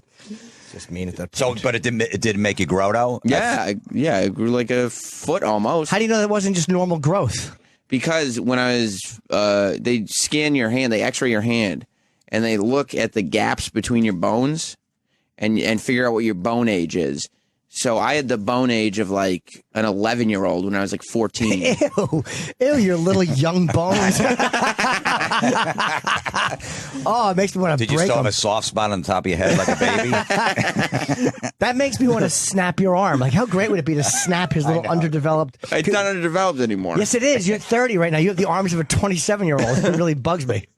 But so then they said you'll be like 5'2", maybe, if you don't use HGH. Like they said that's how tall you'll be. About 5'2". God, do I wish you didn't use it. So what are you right now? What's your height? 5'9", 5'10". He's a lot taller than me. Do you know how embarrassing that is? Fucking shrimpo fucking shot right past me. Yeah, HGH. It's the greatest thing I ever did. And that got you laid too, right? Yeah, you were, everything. It gave you some height, and all of a sudden at 18 you got laid. Yep. Confidence. People would take me people wouldn't take me seriously at all. Like, people barely take me seriously now. People wouldn't take me seriously at all if I was 5'2", trying to do interviews with people. Yeah. Sticking my arm up in the air. Just a little fella. Little baby arm. Yeah. Little eager guy. Little 14-year-old aged arm. I'm 30. Yeah. Hey, what do you think? Fuck off, kid. Yeah. So if I took it now, it wouldn't be bad. Are we trying Dr. Stevie Rock? Keith in New Jersey is a thing. Hi, Keith. What's up, Keith? Hey, guys. What's up, man? My cousin had a brain tumor, and at 9, he was like Gary Coleman. He was like 3 foot something at 9 years old. And he had to do the HGH injections just like Sam, and now he's like 6'2". But the thing is, it's illegal, though. I mean, you can't. Why? It's not something you can get. Well, it's not something you can just get over the counter at GNC. It's like it's got to be prescribed by a doctor. Prescription. It's not illegal. Yeah, prescription. Yeah. And I'm sorry. Yeah, but I think what's happening with these baseball players is, they're not getting prescriptions for it. They're just getting it illegally and injecting themselves with HGH. That's what I mean by illegally. Right. You know what I mean? So I think that's the controversy. But I mean, I've seen like these late night commercials where they're selling quote unquote HGH like tablets and stuff, but apparently it's like such little powder of HGH. It's bogus. You know what I mean? Yeah, you need to inject it. You can't take. You got to inject it. But also the baseball players and the sports guys are taking. If you're supposed to take like 2 milligrams, they're taking 10. Right. They're jacking up on the stuff. When you're not supposed, that's not the way you're supposed to take it. And they're done growing. They're not taking it. Yeah, exactly. They're not kids. All right, thanks, Keith. But yeah, it was that and getting circumcised at 19. It was the greatest decisions I ever made. Well, for you, it's a weird. I get a weird thing with circumcision, but for you, it was a necessity. It was like you're just underdeveloped, bad DNA just didn't grow. It wasn't your penis bad properly. DNA. It was just the way it happened. But there's also a thing. I mean, in America, girls like a dick that's circumcised. Yeah. You know what I mean? Just the aesthetic of it. Even in Europe, they want a cock that pokes through the foreskin. They like. There's nowhere in the world they like your teeny fucking pinhole. A little dickhead poking through. You can say it in a past tense. Don't say it in the present tense. All right, they didn't like that. There's nowhere in the world your cock was acceptable. Well, and I changed that. Except maybe in the gay community where they probably wouldn't, there's certain guys that like the smell of piss on a head, I'm sure. Yeah, but I couldn't even dock. Oh, that's right. I couldn't have docked because my foreskin didn't stretch out like that. What an age risk, because they said uncircumcised guys are more likely because it's just this bacteria can live better on the head. The Dr. age Steve has told juice us. just stays in there. Oh, The it's skin, you. pulling it back and forth, absolutely. His fucking cock looked like one of those goldfish bags you carry home from the carnival. So yeah, that was just a fucking... I got my son circumcised and I kept the foreskin. I still have it in my freezer. Now, when you got... Why? I don't know, because the doctor's like, all right, I'm going to do the foreskin. And my brother-in-law was there. I'm like, can you bring that piece of skin in? He's like, for what? I go, my friend here likes to keep them. He's like, what? I go, yeah, he sells them on eBay. The doctor's like, you're joking, right? I go, no, actually, I'd like to get it if it could. And then like 10 minutes later, he came in with it in a jar. Does that creep you out? And then nurse comes in 10 minutes later. She goes, wait, I got to label that. Give me the jar. Like, I don't know how many people are taking the foreskin home in a jar that it was going to get confused. It's still in my freezer. I thought it went bad during Sandy Storm, the hurricane, because I had no power for like 2 weeks. I was freaking out because I thought it was going to, the skin was going to go bad in the Where did freezer. you put it in? It's in a little jar. Alcohol? No, it's just in a... Why don't you put it in alcohol? It's not in any water or anything? It's just in a gauze. What's wrong with you? Put it in alcohol. That's how you preserve things. Are you trying to save like the stem cells, or are you just trying to have the memories? Just the memories, just in case my son, if he's packing like me, he's going to need like an extra half inch when he's like 17. It's his own put it back skin. on. And if not, you could dry it out like a flower and put it in a photo album. My friend wanted to eat it. Like, we're going to do another hidden camera DVD, and my friend said, let's open the DVD by me eating your son's foreskin. I was thinking about it, but then I'm like, how does my son, when he's like 18, hanging out with his friends, like, my dad had a friend that ate my fucking foreskin. And you'd be like, well, you know look what at I mean? it. It's hilarious. But at that point, it's like, and he's got it on film, too. Yeah. I can't do that to the kid. Yeah, he sells it at gigs. Yeah. Your son would be like, why wouldn't you just use a fake foreskin? It's on camera. Nobody knows. No, it's got to be real. Yeah. No, it can't be fake. Yeah. Yeah, no, I think you should put it in alcohol because they preserve things for fucking centuries in alcohol. I'll do that when I get home. Add some alcohol Well, to the investigate it foreskin first. jar. I feel bad now if all of a sudden you put in alcohol and then it just dissolves. Because I do look at it every once in a while. I hold it up to the light. I'm like, there it is. Nice. How long did it take them to circumcise him? Like 10 minutes, they were done. It was a long time, though, right? Of cutting. And, I don't know how long, actually, but I know like 10 minutes later, he was back in the room with a piece of skin in a jar. Yeah, I don't know. I was knocked out for mine for a few hours, but obviously that's just the... Sure. Because you're an adult. That's just the drugs. Would have slugged somebody. What, we have any Dr. Steve update? He's not answering. He's away on vacation. Oh, okay. What an asshole. I wouldn't want to bother somebody on vacation. What do you think of these fucking veterans storming? I keep looking down at the story while we're talking. The veterans storming these memorials. Oh, it's great. Yeah, they've just had enough. This fucking dumb government they defended. Well, after everything, imagine fighting in World War II and going through all that, and then have this bullshit happening now, where like you can't even go to the memorial because nobody can agree on health insurance. Yeah. It's pretty sickening. It wasn't Sarah Palin there yesterday? Did she do something? Yeah. Yeah, she's just getting her face out there. Yeah. But the veterans, it's like if you're going to keep anything open. Is congressional, is there security still there? Are the things for Congress? President's Secret Service is still working. Oh, yeah. I bet you the president has every amenity that he's used to. I bet you Congress and senators. The janitors who clean the House of Congress are still cleaning, making sure everything's spotless. Right. And the government, there's going to be government functions that don't stay open during a shutdown. And I understand that the memorial is not a necessary function. But there's a certain respect for guys who literally are paralyzed because they went overseas and fucking took a bullet so you didn't have to. It's like, come on, man. You can't fucking close there. The DC cops are still working around that area, and they're supposed to keep everybody out. But when they started coming down last week, the cops just moved aside and like, what are we going to do? We can't tell these guys, no, they can't go. They weren't going to stop them. Yeah, cops are maintaining order, but they're not preventing them from going in, even though it's closed. Yeah, she shouldn't. I mean, these guys got back from Vietnam. They always have to fight for their health care and stuff like that. Like, it really is revolting the way a lot of veterans get treated here. Yeah. It's like, leave these guys, let them, if they want to go look at the memorial, let them look at it, or have a skeleton staff, or take, could we stop giving money to Egypt? Finally, I think because they're going to embrace fucking Sharia law. So good for us to stop giving them money. How about all the money that it would take to run the veterans memorials?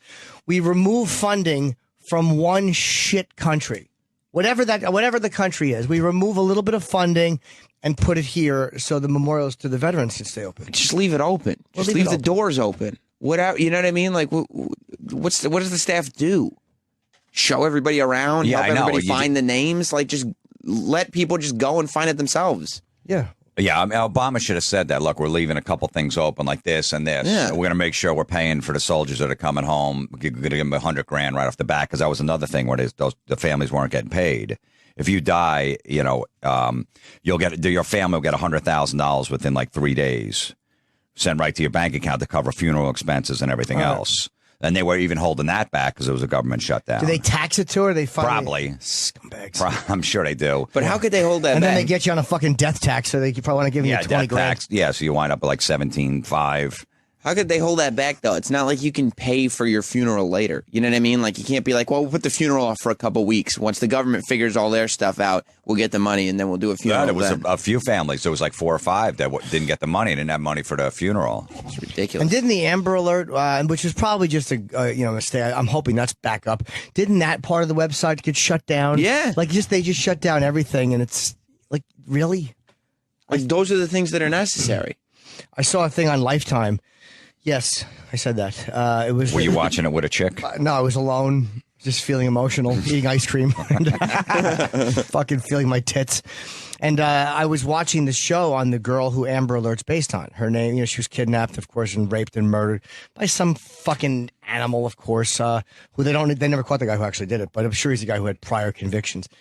And that there was an interesting story on this system now, which, is how we track fucking missing kids. I think every state has it. Is there any state that does not have? We have no one in here on the computer. Travis said he was going to be in here. What's he doing? He's on the phones because the intern's doing runs. Okay. Fair enough. All right. Yeah, no, I don't know if I don't know if I think every state you would think it would have it by now. Yeah, I remember when they announced a while ago that like some state got it. I'm like, how is this just not automatic? Unless it takes a while to put the system in place. But more importantly, you were just watching this movie on Lifetime? Well, yeah. I mean, I was fucking, you go through FiOS and you see what's playing, and I happened to like the fact that it was the Amber Alert thing, so I was kind of interested. You just watch unhappy shit. I do. Like, if it's not a beheading video, it's a documentary on the case that created Amber, or it's this story about Baby Hope or whatever it is. Yeah. Well, you don't like anything pleasant? You don't like to have a laugh? I do. Yeah, but I don't like happy endings either.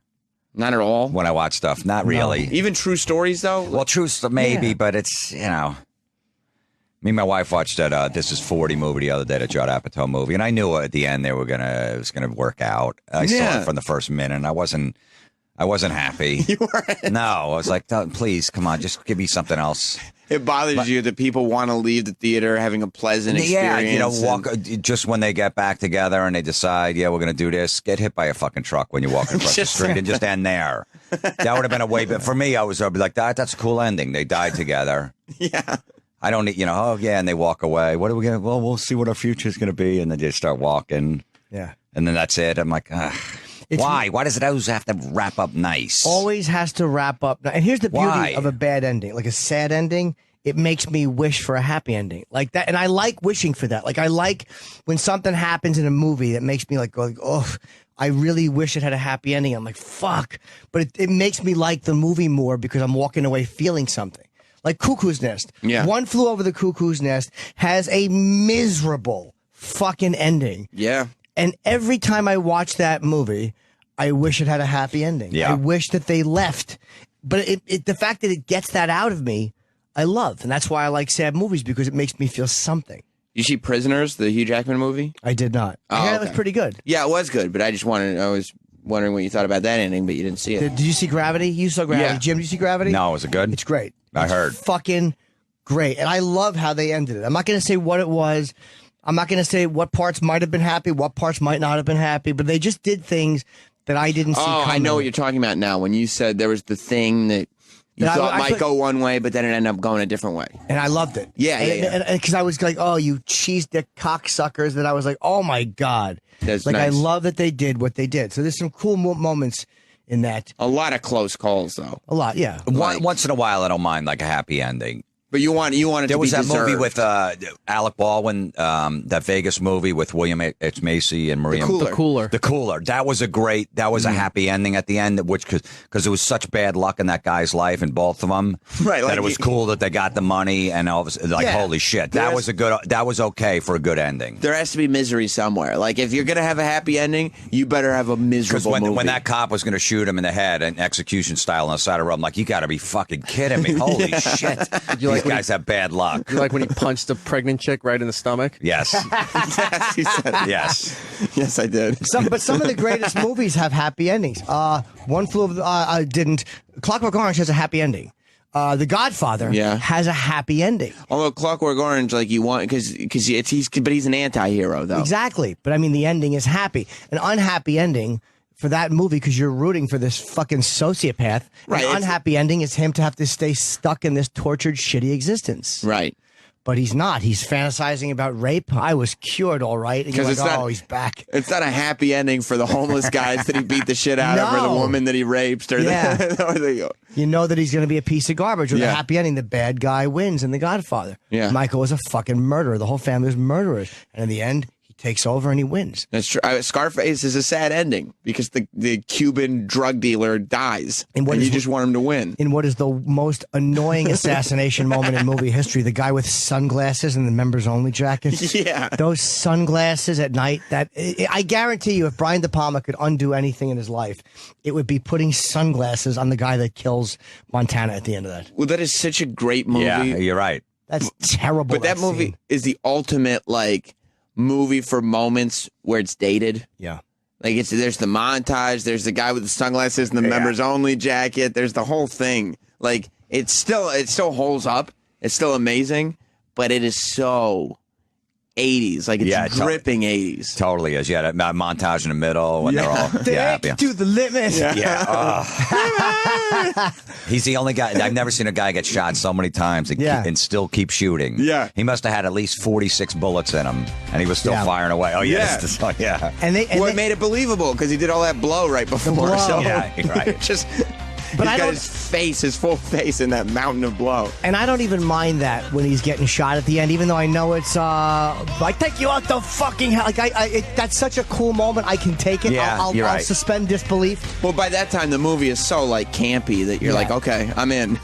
But every fucking, the major, just turn it down a little bit, my love. Every major drug dealer, they in Mexico, these guys, they all have Scarface posters. Like, Pacino's a guy that would not be beheaded. No, he'd be idolized. Except he wasn't listening. He was that song. He didn't hear you. Thank you. He'd be idolized. But they love Pacino. But they'd probably make him dress up as Scarface every day. I'm sure he'd be happy to. Yeah, just wear that white suit all the time with the black shirt under it. Real gangsters, like real murdering drug dealers, love Scarface. Like real mobsters, really mafia guys loved the fucking Godfather. Brandon didn't pay for a meal for the rest of his life, literally. I wonder how De Palma feels that like his movie has inspired generations of drug dealers and gangsters to get into that line of work. I don't think it did. I think what it does is, I think the same as The Godfather, movies that paint these guys how they see themselves, which is men of honor, men with codes, men of discipline. Like you look at The Godfather, he was a ruthless guy, but he had honor and he had a code. You look at Scarface, he loved kids. He would not kill that guy with fucking children in the car. He was an animal, but he was honest. He told the truth. Like there was things about him that are very, very likable and respectable. He had a code. He had a code. So men in that line of work go, that's how I see myself. Right. And they kind of gravitate. And he was tough. He was not a pussy, and he never fucking sold out. And neither did the guy. They probably, nobody wants to see a movie about a drug dealer who all of a sudden converts, realizes that he's a homosexual and tells on all his friends. That would not have been a popular ending for Scarface. Right. Or just take shit from Frank the entire movie. Yeah, or Frank slapped him in the face, and then Tony serviced him orally. Right. He would not have been a hero. While Michelle Pfeiffer watches. Yeah. How sexy was she in was, that? oh, what an ass on her. Dude, what a fucking ass on her. What, where I fuck is none of your business. That terrible dancing. Yeah. It's just horrible. I made one of the worst decisions ever. I remember when that movie came out. Oh, I thought you were going to say comedy. If you see the upcoming dates I have, you'll know why. It was a bad decision. But when that movie came out, I was going on a first date with this girl, and it was Scarface in the movie theater, and it was a Barbra Streisand movie, and I can't remember what it is right now. Oh. Yentl? Yentl. Or Yentl? Yentl. Yentl came out at the same week or the same time they were in the theaters, and I'm like, what do you want to see? And I really wanted to see Scarface. She's like, I heard Scarface might be a little violent, and I don't really like those kind of movies. I'd really like to see Yentl. I'm like, all right, sure. And we went and saw Yentl. Yeah, but you taking instead her of Scarface. What happened at the end? And she was only like a 4.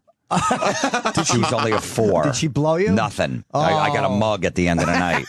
Were you taking her to Scarface would be like De Niro taking what's-her-face to see that porno Jodie movie Foster, Taxi Driver. Oh, no, wait. Diane Keaton or Sybil Shepherd? Yeah, Sybil Shepherd, yeah. Yeah, you're right. Yeah, but a 4 should... I should have put my foot down on a 4. Absolutely. If she was a 9, then you go, all right, look, you got to take the bullet and go see Yentl. A 4, you should have treated like fucking Tony's sister at the end of the movie. Killed her. That's a good story if you got blown, though. If you took her to see Yentl and you fucking came in her ugly mouth, that's worth it. Nothing. You should have said, we're going to see Scarface. Like, no, not even... Scarface is playing. We're going. You know? Did you enjoy Yentl? It was horrendous. Fucking one of the worst things I've ever seen. It wasn't good? Did you watch it again and get on Never watched tape or it anything? again. Oh. The only thing worse was, I can't even remember that movie. Shit. I don't know. That Clint Eastwood movie that he did, Bridges of Madison County. You saw it? Yeah. I never saw that. Was another bullet I took. It was bad. Yeah. A girl wanted to see it? Yeah. You didn't? No. I tell my wife these stories. She's like, and now you won't even think about watching one movie. I'm like, I know. Well, I fucking changed. Other people ruined it for you. Yeah, I you learned. She's like, you saw that movie? Oh, yeah, I saw that one too. You saw that? You saw Fools Rush In with Salma Hayek? I'm like, yeah, I thought she was hot. I had a fucking crush on her. I'd see anything she was in. But all those other women ruined it for your wife. They did. Now you they go totally see did. Shit. And Fools You remember Rush my In. ex that I used to live with? Oh, God, yeah. The Spanish one? Yeah. Yeah, she's always want to see romantic comedies, and I used to go all the time. I'm like, all You right, did? fine. Yeah. And then we'd go see an action flick because I like the action flick. So, right. we'd both take the bullet. But I'd sit there and all that garbage. The Meg Ryans. You never warmed up to it? What was one of her favorite movies was When a Man Loves a Woman. I know you hate that. I hated the fucking the AA scene at the end where he makes that cunty speech and all the people in the program are like, wow. like 12-step people would listen to this jerk off and be amazed by his love. Like, oh, fuck yourself. Shut up. What was one rom-com that you were like, actually, this is pretty good? The Woodsman. Yeah. The Woodsman was great. Love that movie. None. Never one. Yeah, because Fools Rush In wasn't exactly Dusk Till Dawn, was it? No, that was terrible. Yeah. Is there one out there? A rom-com that's okay. That you were like, oh, actually, I kind of enjoyed that one. Yeah, I'm sure. I've seen some that I liked that were funny. Or even a romance movie. Like Bridges of Madison County wasn't a rom-com. That was a romance movie. What's a romance film that was good? Like The Notebook. I never saw The Notebook. I have scumbag friends that actually say it's a good movie. Really? That would never, yeah. never in a million years like a movie like that, but I've never seen it. Yeah, I saw it. I didn't like it, but... What's a romantic film? On Golden Pond's not a romantic film, but there is. I mean, it is about two people in love at the end of their life, but it's also about Yeah. But that's a movie I didn't think I'd like. I saw that in the theater, and I True Romance. loved it. True Romance. Yeah, they're in love the whole movie. That's a good romantic movie. Okay. I can't think of. See, I like that happy ending. Right. They get the money, they're on the island or whatever. Yeah, that's okay. That happy ending. Yeah, because he's missing an eye. It's like, that's all right. Yeah, right. They got Because the kid. horrible things happened. It just didn't happen at the end, so you're okay with it. Yeah. Yeah. I never would have named my son Elvis. She was so fucking sexy in that. Oh yeah. Hook her on her third date. I would have fucking tried to rescue her too. I never would have went and got her shit though. No, that was a ball. Why would you do that? Terrible. Yeah. And then leave your... One of my favorite moments in True Romance is when Christopher Walken is telling Hopper, and he goes, your son, fuckhead that he is. And he like covers his mouth, like he spits a little bit. Or whatever. Yeah. That was such a great moment. Yeah. Fuckhead that he is. Leaves his license. What about Galdafino? Boss, you're going to be happy because he finds a number. Oh, my God. He finds a number on the refrigerator. Fucking James Gandolfini. I remember when he died. That's how he got the role in Sopranos, from that part. Oh, really? From what's his Oh, I face, didn't know seeing that. him as a mobster, Oh, I didn't know seeing that. how good he was. David Chase? Yeah, he was phenomenal. Yeah. In True Romance as that fucking mobster. First time you kill somebody, I got sick. When he's sitting in that chair and she's laying on the floor all bloody and he's telling stories.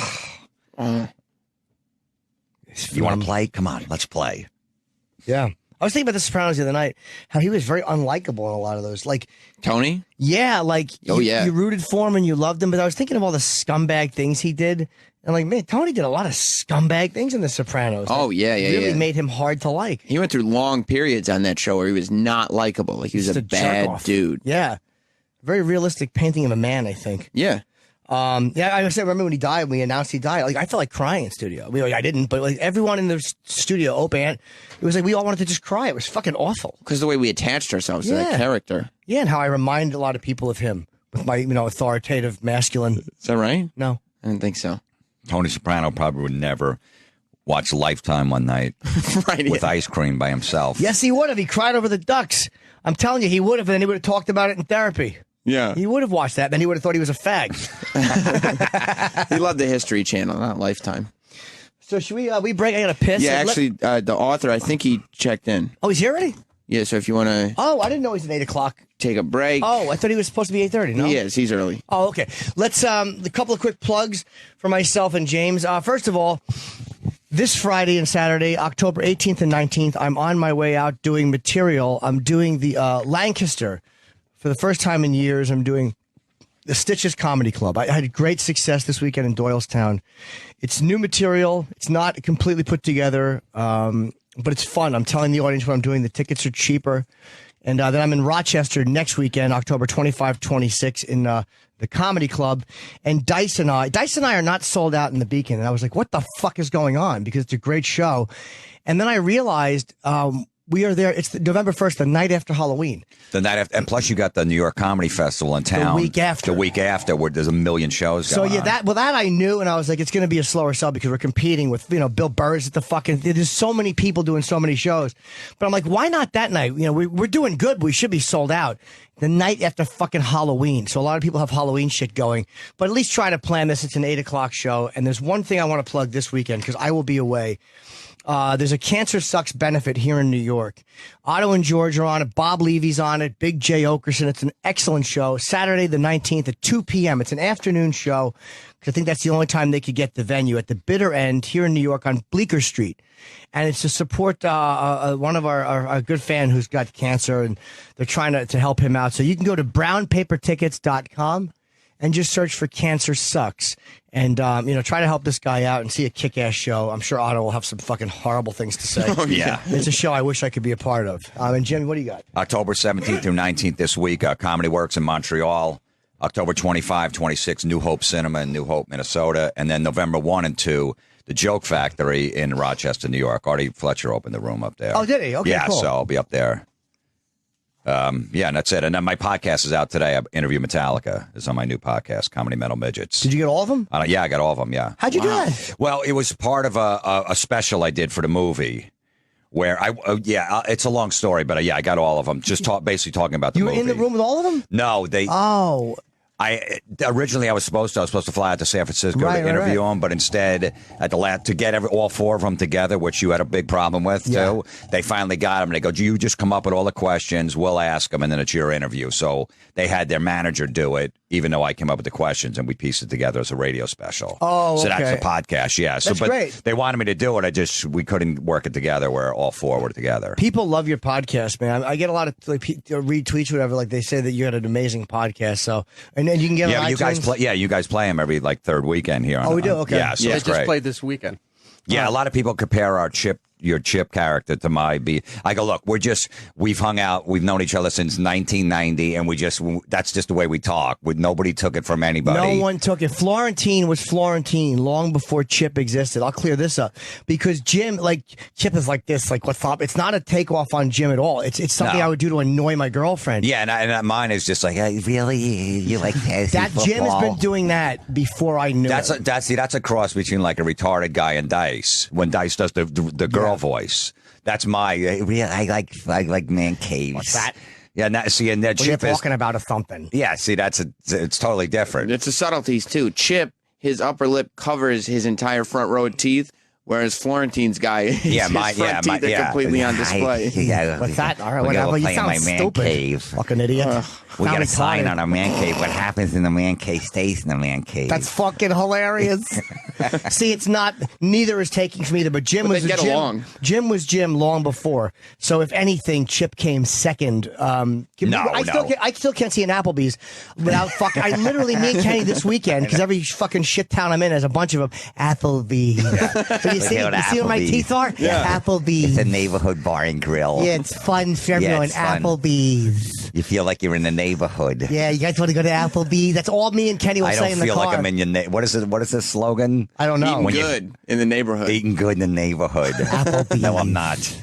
I'd rather eat one of fucking Jim Norton's fucking prostitute logs that land on his chest. You and Jim Norton both. All right, we'll be back. Henry Bushkin, I guess, is checking in early, and I'm gonna take a leak, and I have to do a quick break, and I'm gonna read this well.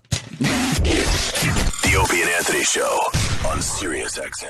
Opie and Anthony Show is back. The Opie and Anthony Show is back. Go on, sit down. The celebrities are ready to entertain you some more.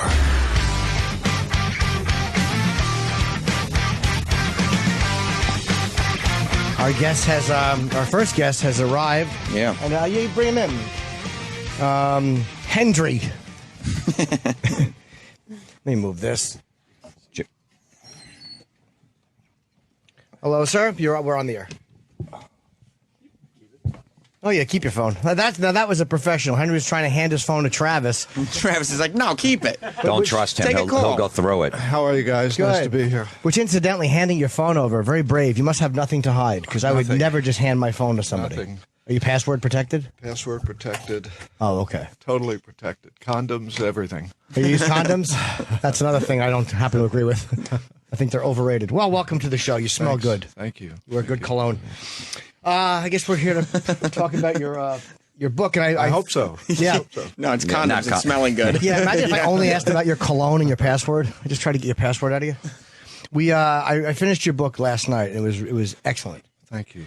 And I guess to start, you were Carson's lawyer from what years? 1970 through 1988. What type of a lawyer-client confidence do you have where you're able to write a book? What is the law on that? Like, don't you have to sign like non-disclosures or? Well, the law is that the attorney-client privilege ceases with death. So it ceases with death. It's as simple as that. Oh, okay. How do you think he would feel about this book? Would he feel betrayed? I think he would feel delighted that people are talking about him again. I think that's the real thing here, that this is a renaissance, hopefully, for Johnny. He deserves it. He's looked at by, I think, every comedian today as the gold standard. And I think if this book helps in part served that renaissance, I think it's a good thing. You pointed out too that you met him under very odd circumstances through a friend who you were going to help with. What exactly was it you were brought on to help him with? I was brought on to help him look into an apartment that he thought his wife had. That was simply my job, to go there, to be the lawyer in case something happened, nothing more. You mean now this is Joanne Carson, who he lived with and was married to, had an apartment set up somewhere else.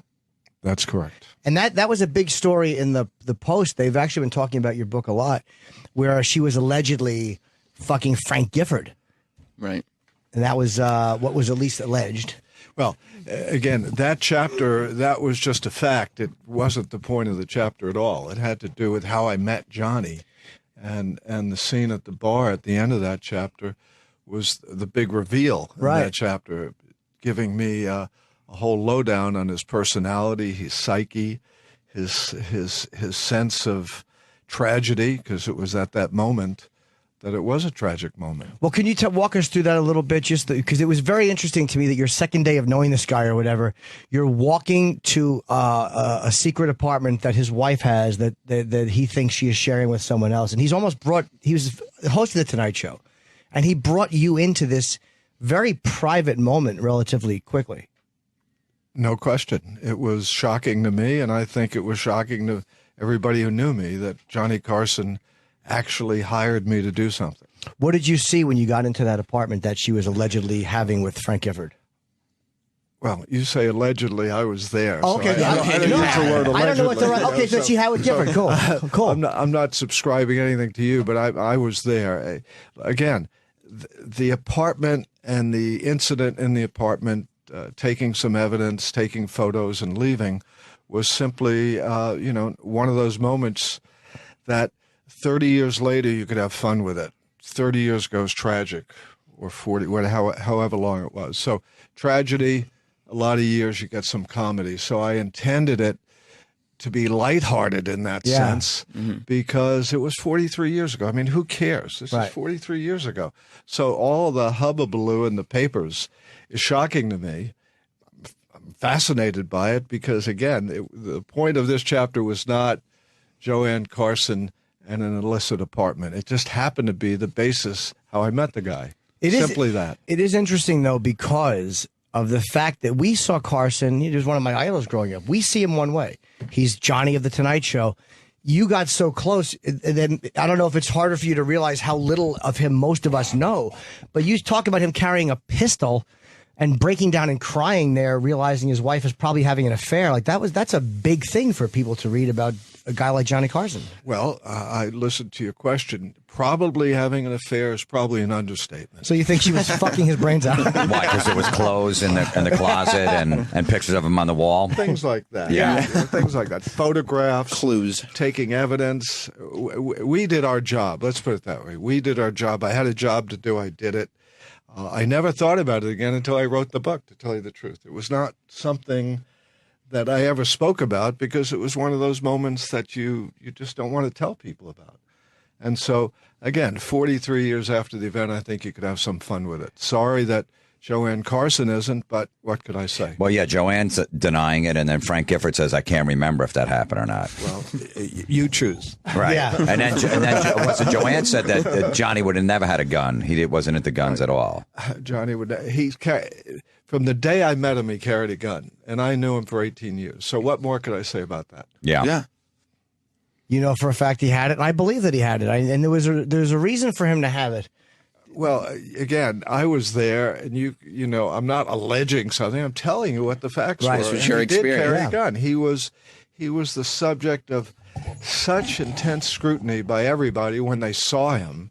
And there was one incident that I wrote about where he was subject to an extortion attempt, and he wouldn't let the cops make the drop. He insisted on doing it. And if you don't think he had his .38 on the seat of that car, you got to be kidding me. Right. With the cops, with the FBI, with every agency you could think of looking on, this is who he was. He had brass balls when it came to that. And you told a story, too, which was great about that night in the bar, which was after this happens. And you're sitting there and he's just kind of spilling his guts to you. And what do you think it was about you that got a guy who is so private among so many people to just look at you and go, this is the guy I'm going to start telling all this stuff to? I don't know that he saw anything in me, but I could tell you that at that point in his life, he had very few people, if anybody, that he could turn to and rely on. His life was a mess in 1970. There's no question about it. His marriage was bad. He was drinking. He had problems with his manager. He had problems with the show. He had a number of different things going on and nobody to turn to. And so I was the guy who just happened to be there. Maybe you call it just very, very lucky. Right circumstances, right timing, and I was there. Did he ever miss a show from drinking too much, from partying? Because it seemed like he had a major alcohol problem. Again, I met him in 1970, and the drinking was mostly in the late 60s with Ed McMahon when they were running around in New York. When he moved to California in 1972, most of that had subsided pretty well, and he got married, and that sort of calmed him down for quite some time. So it wasn't like he was loaded all the time? No, not at all. And I didn't mean to suggest that. Right. Some reports have said that, and it's just not true. He drank. A lot of people drink. A lot of people get loaded on occasion. Right, and most of the crazy stories come out when people are loaded. So that's what, You bet. And that's what you hear about today. But don't forget, back then, no phones, no cell phones, no cameras, no paparazzi hanging around when we were inside a place. So we were very comfortable, and you could drink. I mean, and he did. I mean, it's as simple as that. Lots of people did. Do you remember I watched the Dorothy Stratton interview with that old player. Do you know who she was? No. Oh, okay. So you won't remember. I was going to ask you a question about it, but it doesn't matter. She was a Playboy model who was murdered by her husband not long after Carson. Johnny had nothing to do with it, nor did I. Yeah, and it wasn't because of the interview. She didn't say anything that got her shot. Do you remember now the Joan Rivers thing? Of course, you remember, but that's for some reason people took a very harsh view of Johnny Carson from that, like, oh, he's this cold-hearted son of a bitch, and how could he not wish her well? And what do you think people got wrong about that? Well, as you describe it, everything. He never received a call from her or her husband, nor did I, telling Johnny or me that she was going to do this. His point of view after the fact was, if she had come to me, if she'd asked me, I would have wished her well. I would have said good luck. And the fact that she was going in competition against him didn't bother him, because his point of view was Joan Rivers was sensational, but no more than 1 week at a time. You put her on 2 weeks at a time, it's too much. You put her on 3 weeks at a time, too much. And he was right.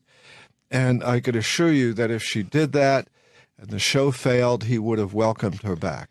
Yeah, wouldn't he interview people that had gone up against him, like, who was it, Cavett, or a few other guys who flopped, and he'd have them on the show? Look, he was as smart as anybody. Radio's a business, television's a business. His line was, if a gorilla could do his job, they'd replace him with a gorilla because he'd be cheaper. Right. And it's true. So Joan Rivers was a terrific guest host, maybe the best. And she screwed him by not letting him know. And there's stories out there that her husband supposedly called me, which didn't happen. And frankly, I attribute the whole mess to her husband, because he was a secretive guy and he was a difficult guy. And I think that's the cause of the problem. He told her, he called me, he never did. She was satisfied. She did what she did. And then Johnny got supremely aggravated and never spoke to her again. It's as simple as that. Because she told a story too where she and that's kind of, that makes sense that the husband probably told her that just because he knew it was a career move for her and that she'd never be able to take over for Carson. Did she try to call him? Like did Johnny, he didn't call her or send her anything when Edgar committed suicide, and didn't she call when Rick had died and he just wouldn't respond to it? Well, when Rick died, I was no longer representing him, so I can't tell you what happened when Rick died. After the incident with Joan taking her show, as far as I knew, as long as I was there, he never spoke to her, and he never would. Now, maybe if he were alive today, he might have a change of heart, but not then. He wasn't that type of guy. Once you were out of his life, that was it. He severed relationships fairly quickly and completely. I'm not sure that they were fairly quickly, but when he did, It was over. He didn't have any remorse. He just didn't, and that wasn't in his psyche. The documentary on him was great recently. I think there's like a really renewed interest in Carson for some reason. I hope that was the beginning of sort of a renaissance. This book was written long before that PBS special was put on. Indeed, the producer tried to get me on a number of different times, all of which I refused, simply because I didn't want to talk about him. I really didn't. And this book came out really almost as a result of that show, because I felt all the warts were sort of exposed in that show. And this book of mine put some meat on the bones of what people were talking about. Right. So I don't have any regrets about this. And after that PBS special, Johnny would have been, I think, delighted today that people are talking about him. I think that's basically the bottom line. Did he enjoy fame? Like, did he like being famous? Well, when he did the Tonight Show in those days, when he walked out on stage, everybody in the audience stood up and applauded. Now, that's a hard act to follow. When you go home, everybody has stood up, and the wife meets you with some plumbing problems. It's hard to adjust to that, yeah. And so the fame that he had was such that it was very difficult for him to sort of be a normal person immediately. Leave the show and all of a sudden become a normal person. Wasn't that easy. What would you guys do on the road? Because I didn't ever realize that Carson did gigs. Like, I never realized that he went out and did road gigs up until 1980. And you said he played Vegas and he played clubs. And what was that like being on the road, his kind of routine for a gig? Well, Vegas was basically, he would finish the Tonight Show on a Friday night. The two of us would drive to Burbank Airport, where his plane would pick us up, take us to Las Vegas in about 40 minutes. And by the time the opening act, Phyllis McGuire, was done, he was well into his act. He was comfortable. Did 2 shows, Friday and Saturday. And in those days was making $250,000 a weekend for 2 shows. And what year was that he was making $125,000 a show? This was 1980. Wow. Okay? So 1980, he's making that amount of money. And, by today's standards, almost, it doesn't seem like a lot, because you could have an Eagles concert. Yeah. They could gross $2 million a night, so $250. But then it was more than Sinatra was making. Okay, it was more than Sinatra was making, because with Johnny there was no expenses. Johnny was in one. They had the house orchestra with his band leader, and an opening act which consisted of Phyllis McGuire, and it was a simple show. It was cheap, it was very cheap, and it was always packed. So, in those days, I would say he was probably the highest paid performer in Las Vegas as well, and he was doing roughly 10 weekends a year. So multiply that. It's $2.5 million for 20 days. Not bad. Was he doing monologue jokes, like an hour of just jokes, or was it a variety show? No. He was in one. He was purely in one, in front of the curtain for 90 minutes. So he was maybe the best stand-up in one you've ever seen. And hopefully one day we'll be able to recreate that in another form. But he was brilliant. Was he a stand-up before? Because everybody knows Leno, Letterman, they were pure stand-ups. Carson, I always just thought of as a TV host, but had he done stand-up before? No. You got to understand, guys, he started in television in 1949, okay? There was no stand-up in 1949. There was radio, and then there was television, and there was like small clubs that you could play, but he was basically doing magician type of work before that, right? So he was doing radio, then he did television. So he didn't do any stand-up. His act came about as a result of doing the Tonight Show. The other guys had an act before they did the Tonight Show. His act after that kind of came from doing it. Yeah. But I have to tell you, anybody who's seen him, okay, you could ask Wayne Newton, who's a brilliant, Las Vegas performer. Ask Wayne Newton, who didn't particularly like Johnny, how good he was as a performer. He was brilliant. Yeah, did he threaten to kick Carson's ass? Oh, yeah, I think he did. I wasn't at the studio at the time, but I've spoken to Wayne about it. And what did he say? And, well, it all stemmed from Johnny making Wayne Newton gay jokes. And after a while... Was he doing, I didn't know it was gay jokes. Yeah, it was Wayne Newton gay jokes. On The Tonight Show or in his live act? On The Tonight Show. No, this was on The Tonight Show. So Wayne is a big guy, part Indian, rough guy, lives in Las Vegas, is a horseman, and a nice guy. I can't. But these two were vying for the Aladdin Hotel at one point, and we dropped out for various reasons. The FBI suggested we drop out. We did drop out. Wayne Newton got the hotel, the Aladdin Hotel. It was in bankruptcy. And Johnny got pissed that he was getting all the publicity that he beat out Carson. When he didn't beat out Carson, we dropped out. But the press said he beat out Carson. So Carson got pissed, and hence Wayne Newton gay jokes. And so Wayne went to NBC? Well, from what you heard? Again, I wasn't there, so this is what Wayne tells me. I believe it happened after I left, by the way. So I believe it happened, but I can't really validate. But he must have been like, "What the fuck's Wayne Newton doing here?" Like, you know. I think so. And what was there's another thing that got a lot of press that you wrote about was there was a genuine mob hit on Carson put out in way back in the early 70s or late 60s? What happened right here in New York, Johnny and Ed out drinking one night at Jilly's and try to pick up two girls at the bar.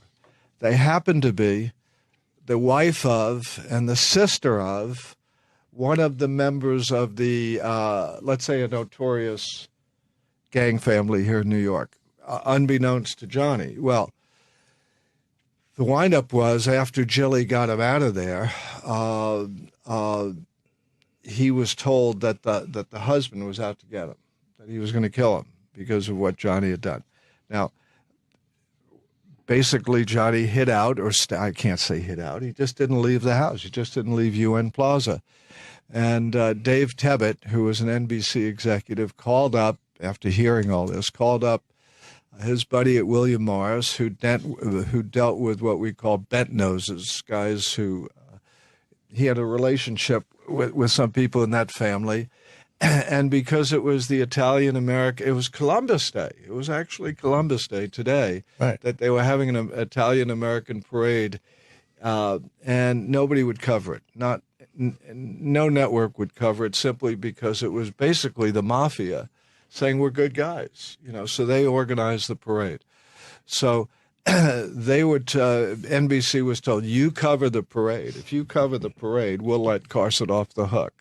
So if you go back, you'll find NBC was the only network that carried that parade, and Carson then went back to work. They threw him down a flight of stairs, too, when they found out? That was before the threat. Before the threat, like that night when they found out he was hitting on the girls. Well, some other guys did that, okay, who happened to be around. Okay, then the husband came. Johnny, by that time, had left. I'm sorry, Jim. Johnny, did he not do the Tonight Show for the next few nights? He stayed in his house. 3 nights he missed the show because of this. So he took it very seriously. I would have, too. Yeah. Now, did the guy want to kill him just because he hit on his wife, or was he rude about it? Because if he didn't know she was married, I mean... Well, I don't think he knew very much. I think he was pretty loaded, and I don't know what went on, obviously, but it was serious enough that it was taken seriously by the husband, who was out to get Johnny for a couple of days. And I love hearing stories about his mother, because you wouldn't think that Carson would be intimidated or alpha, whatever, by anybody, but his mother really was a rough one. She was what I would describe as Midwestern Gothic, very cold, very sort of aloof. You knew her very well, and always polite and always considerate and actually quite charming. But that doesn't mean that was the relationship she had with her son or other children, for that matter. And he never could get any love from her, any warmth from her. Indeed, the PBS special that we spoke about talked about her being in the green room and saying to her son, John, you weren't very funny tonight. I mean, come on. And he sent his parents on a 47-day trip around the world, and gave them a gold American Express card before they left and said to his father, Dad, anything you want, wherever you stop, put it on the card. It's on me. So in 47 days, they never bothered to call him to say, we're having a great time. We're doing this. We're doing that. 47 days, doesn't hear from them. And when they finally get home and he finally calls them, she tells him, John, we're so happy to be home. Not a word about we had a great time. Anything normal that you would expect. A postcard, anything. A hello? Nothing. So that's prototypical of his mother, and that's, I think, a good reveal on why he was who he was. It was very difficult for him to express any sort of emotion because of her. But his dad, it seemed like, he couldn't have been too terrific either, because he also could have picked up a phone. The dad was completely under the thumb of the mom. She ruled the roost. The dad didn't do anything without checking with his wife. It was one of the, you guys all know circumstances like that. That happened to be the Carson family. The father would say virtually nothing, and a very elegant guy, shocking crop of white hair, good-looking guy. But the mom, she ruled the roost. And there's obviously, Carson you forget how handsome he was. Like, he was a good-looking dude. Like, you look back at the old footage of him. So there's obviously a lot of women around. In those days, there were a lot of women around every star in those days. Carson was no different. The book is certainly about Johnny, but do you think he was any different than Sinatra? I don't think so. Or Bob Hope? No. Or Jack Benny? Or any of the greats of that period, or even before him. They were all alike. They all drank. They all caroused. There were exceptions, of course, but he was no different. And you obviously got a little bit of the benefit of that, I would hope, being the friend. You're there all the time. There's got to be always at least one friend with a girl. Occasionally, that was true. Yeah. There were, and there were probably hot chicks, too. There probably wasn't any fat ones hanging out. No fat ones. Nice. No fat ones. I remember a line that Johnny had one night. We were sitting at the bar, and I thought it was like either the best line I ever heard or the cruelest. This woman came in, obviously with her daughter, and it was obviously the daughter, that had the looks that we were interested in, but the mom came along. So Johnny looked at the mom, and these two were just thrilled to be sitting, at the same table as Johnny Carson. He looked at the mother and he said, I'm so sorry you lost your last fight. And I said, did he say that to her? Did he say, I'm so sorry you lost your last fight? And they sort of laughed, and then it took you like 5 minutes to realize what he actually said. But it was so that she was ugly. It was so crazy. She never got it. She never got it. And I'm saying, wow, what a line to use on somebody. That's the best line. Right. Not cruel. Did he wind up? Right? Did he wind up banging the daughter? I'm not sure. So how did your relationship with him end? Well, it ended, I'd say, quickly and sort of very much in line with how relationships with him ended. It was like a 3-minute conversation. We shook hands. This was at his Malibu residence, and I left. That was the end of the sort of the official lawyer relationship. The relationship went on another 6 or 7 months, on a variety of different things, including some matters that were sort of very touchy that I was handling. Right. That he didn't want me turning over to the other lawyer, but it really involved his son in Florida, so there was another lawyer involved. So I kept in touch for about another 8 months, and that was it. Did you ever feel in the relationship that it was going to end badly? Because it happened with a lot of his past relationships. Like, man, if I screw up one time, I'm going to be out just like everybody else, including like Joan Rivers and other people in his life. At many times, I'm certain I felt that way, but practically, we were partners in many respects, so it just couldn't end that way like it did with Joan Rivers. There were much more. It's like a marriage that you had to sort of unravel in certain respects. But yeah, it's very quick, and it's pretty much final. As I said earlier, he doesn't go back and rethink these things. It's over. I kind of admire that, even though maybe he's made some shitty decisions. I wish I had that ability. I just keep people hanging on, and I still talk to exes. I wish I could just fucking cut it's a coldness. You know, you got to understand it. If you're not sort of brutally cold in that sense, it's hard to imagine, you know, breaking a relationship with a wife and never speaking to her again. I mean, just never. And that was the interesting thing about Joanne Carson, because he never spoke to her again, at least in the 18 years that I represented him. And she talks in interviews as if she spoke to him every day. So that's also kind of interesting to me. I thought it was what a dumb thing he did that you tried to advise him against when he was marrying Joanna. You had a prenup, and he just decided not to have a prenup. Like, for what? Gallantry. I think he felt. Don't forget, this was 1972, and prenups are not like they are today in California. They're almost like required. It's almost like even if you have nothing, you almost get a prenup when you get married. So then it was very much sort of avant-garde almost. And he felt, I think, that it was not a great way to start the marriage. So you got to commend him for that. I mean, it may have been silly, but you really have to commend sort of the gallantry of that. How'd that work out financially in the end? Well, let's put it this way. He died worth almost $500 million. So what difference does it make? Well, did she got a lot of... It cost him about $35 million. But, you know, in the end of the day, when you think about it, it's almost like, so what? You know, even if you're worth $500 million, there's no way anyone can be happy with $35 million. Especially when he finds out that she's having an affair. No, different woman. Oh, this is Joanna. This is Joanna. This is wife number 3. Wife number 3. Yeah, this is Joanna. There was 4 wives, right? Then he remarried again later in his life. Yes. And he said that little gesture cost him $35 million, which is just... Or as he would say to me, listen, the next time I want to get married, find me some woman I don't like, and I'll give her a house, and I'll be done with it.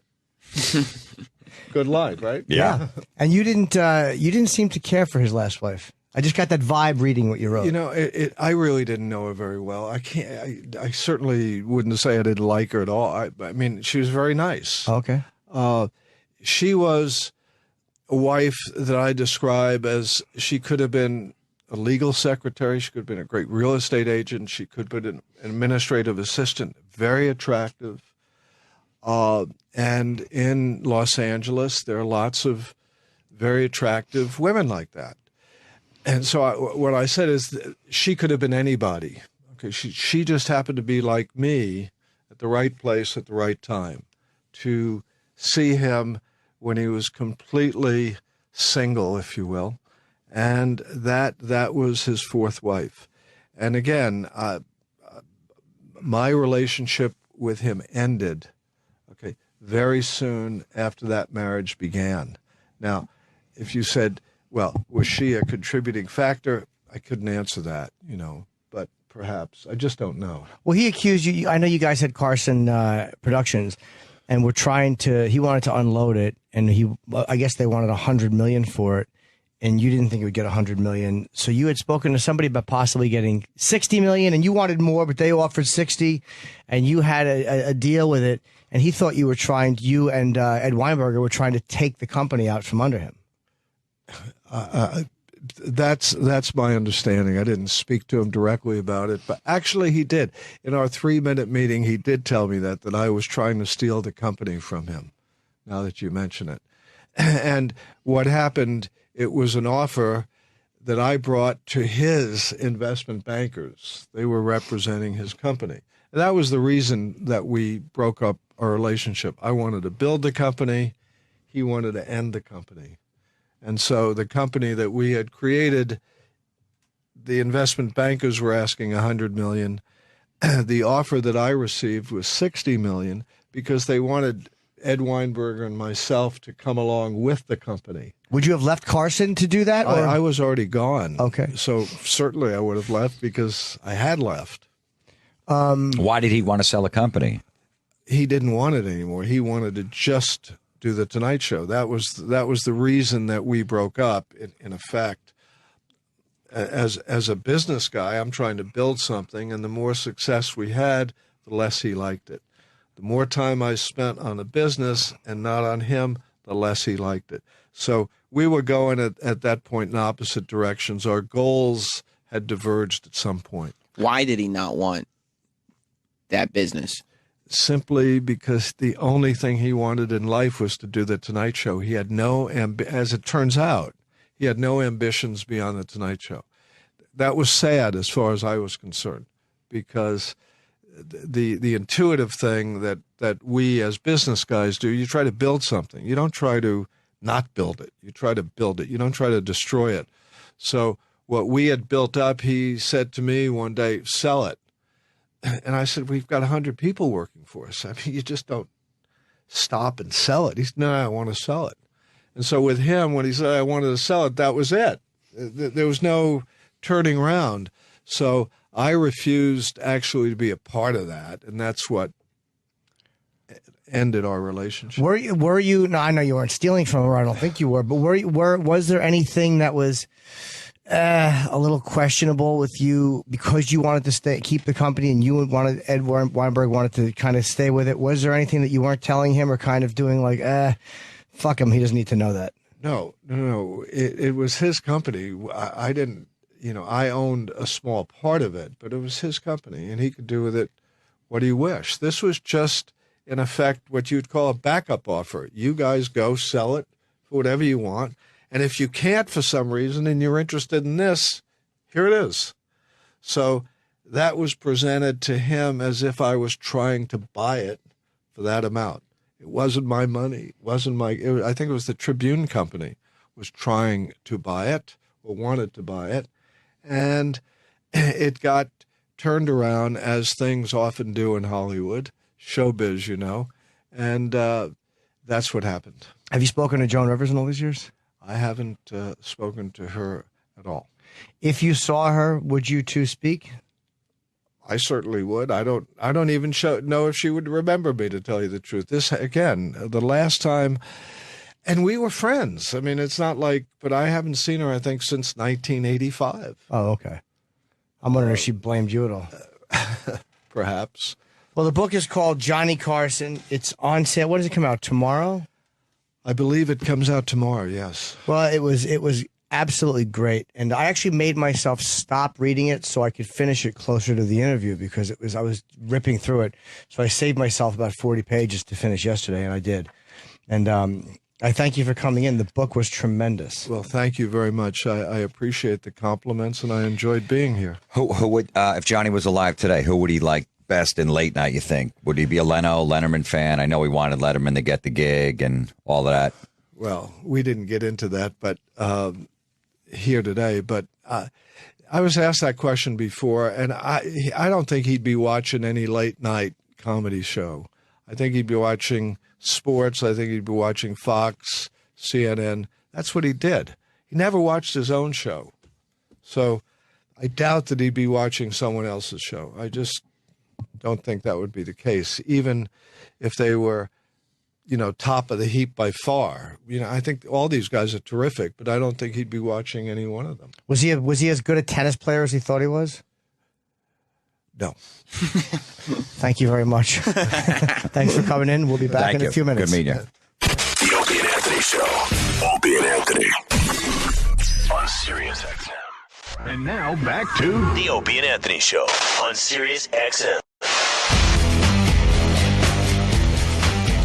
We're back. The show is now Jim Florentine, Sam Roberts, and Jim Norton. As Opie and Anthony were crushed by a collapsing motel room ceiling. It's tragic. They were both found nude early in the morning.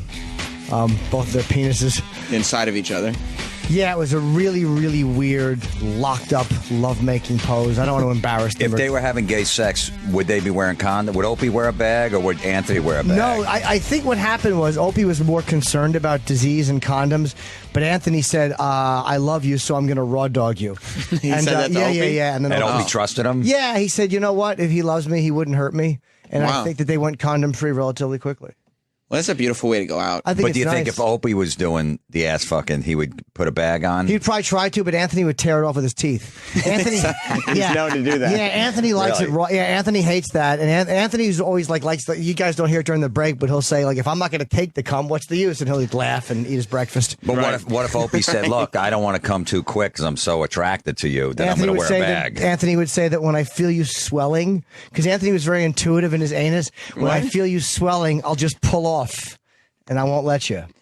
That's how they would All work right, it. so he'll work it that way. Yeah, he'll just pull his ass off real quick and not allow the orgasm. You think Anthony would be disappointed if Opie came in like a minute? Not at all, because Anthony would always. Anthony's a good dude, but he would always go his motto was, "Don't worry if you come quick, because I'll suck you back to health." All right, so all right. Yeah. How do you know all these specifics? He was just telling me these things. It was really weird. Oh, just because you guys have been buddies for a while. Yeah, so I it's see. weird stuff. I see. Yeah, it's all right. So Anthony wouldn't later afterwards in bed and go, "All right, what did I get out of this?" No, not at He all. would totally understand. Absolutely. Now, would Opie understand if Anthony came in like a minute? It never happened. Never happened. Anthony holds out. Oh, Anthony can fuck for hours. Wow, I didn't know. Yeah, what happened was usually Opie would get sore, and finally he'd just he'd reach back and pat Anthony's stomach, and Anthony would know it's time to stop. Really? Yeah, it's really weird. But what if Anthony was so attracted he was finally inside of Opie after all these years that he came quick? Would Opie take it personally? Would Opie be mad? He might take it as a compliment. To get a beast like Anthony to come quickly, you damn well better be good looking. And that little V. Anthony likes a man with a V. He does? Yeah. By the way, I want to correct a couple of people on Twitter, which is rare to have to do that. Yeah, they're usually right on the money. Oh, 100%. But the guy goes, he's said that the $250,000 is $250,000, not $125,000, Jimmy. I know. He said $250,000 a weekend.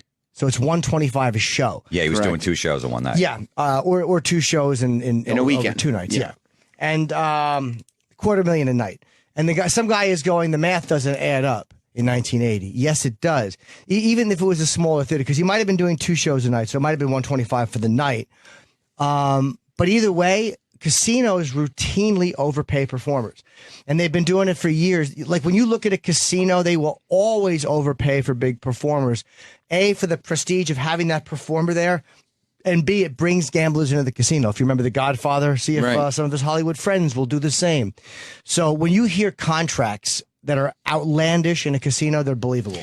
Britney Spears just got she's getting like $1 million a show for the next 2 years to do a show once a month in Vegas. They'll overpay, and they want the show over early to get people out gambling. They never want a long, whether it's a music show or a comedy show. Because that's the one spot where people are not just buying tickets. They'll buy tickets, they're going to stay at the hotel, they're going to gamble in the casino. That's where all the money gets made. And they're going to come back. They're going to have great memories of the hotel. And the hotel looks bigger and better and again, more prestigious because it gets the biggest act in show business, who at the time was Carson or who now it's Britney or whoever the fuck it is.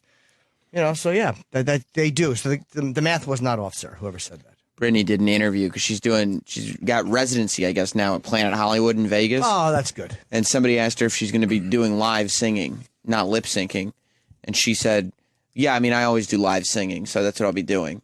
And it was just a lie. Yeah. She's just lying. You'll do live singing in the studio when you're making the record because you actually have to project into a microphone. And that's it. That's it. And then you'll be, running around to that track. Yeah. With a headset on. Yeah, with 75 people following behind you doing dance moves. Right. You wouldn't want to see her live? No, you're not a Britney Spears guy? She's sexy. Yeah. But the no, music, I don't even know one of her music. songs. Oh. I didn't yet. No. That's out of my world, that stuff. By the way, do you know what happened with Banksy's art in Brooklyn? Do you mean the the canvases? No, the one they were charging. Oh, that I don't know. But did you hear what his exhibit was on Saturday? No. He set up like a stand, like how right out in front of this building they have guys and they're selling photographs or fake paintings or whatever. Yeah. He had an old man set up one of those stands, and it just said graffiti art, and they were selling original Banksy canvases for like $60 each. Oh, wow. But nobody knew they were actual Banksys. So people were just walking by back. Like a couple people bought them. Where was this? Central Park West. So if you bought like 10 of those. If you bought one of them could be worth 6 figures. Really? Yeah. And that was the exhibit for Saturday. Were they good? Yeah, He's they a were pretty great. original thinker. I'll say that. Yeah. Oh, bring him in. Tom Arnold is here, who I like. I don't even know what Tom is promoting. He's got gigs coming up. Oh, he does. Okay, I just like Tom. Hi, Tom. go, We're man. on the air, so you know. Welcome. They're giving me some tea. Hi. That's fine. Some tea for your voice. Like flu, yeah. Oh, I see. Is this on? It is, yeah. Testing. Can I put my Nicorette right here? Yeah, sure. Thank you. How long have you been on? How many pieces is that? That's 3 4-milligram pieces. I was on 4 milligrams, but I'm cutting down. I've been on it for 10 years, and I never smoked. I thought you were fucking serious. I'm like, oh, he's psychotic. I smoked a lot of cigars, and then I had to quit one day to do this job.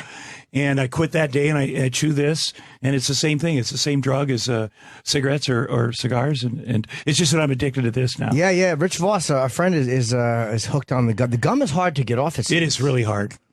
Yeah, I'm down to 12 milligrams 10 times a day. I never liked it. I tried it once when I was still smoking and I was taking a long flight, and it just fucking it tasted like pepper. It's better now, I have to say. When was this when you tried it? Oh, I quit smoking 10 years ago, so probably they come out with late much 90s. better flavor, much better flavors.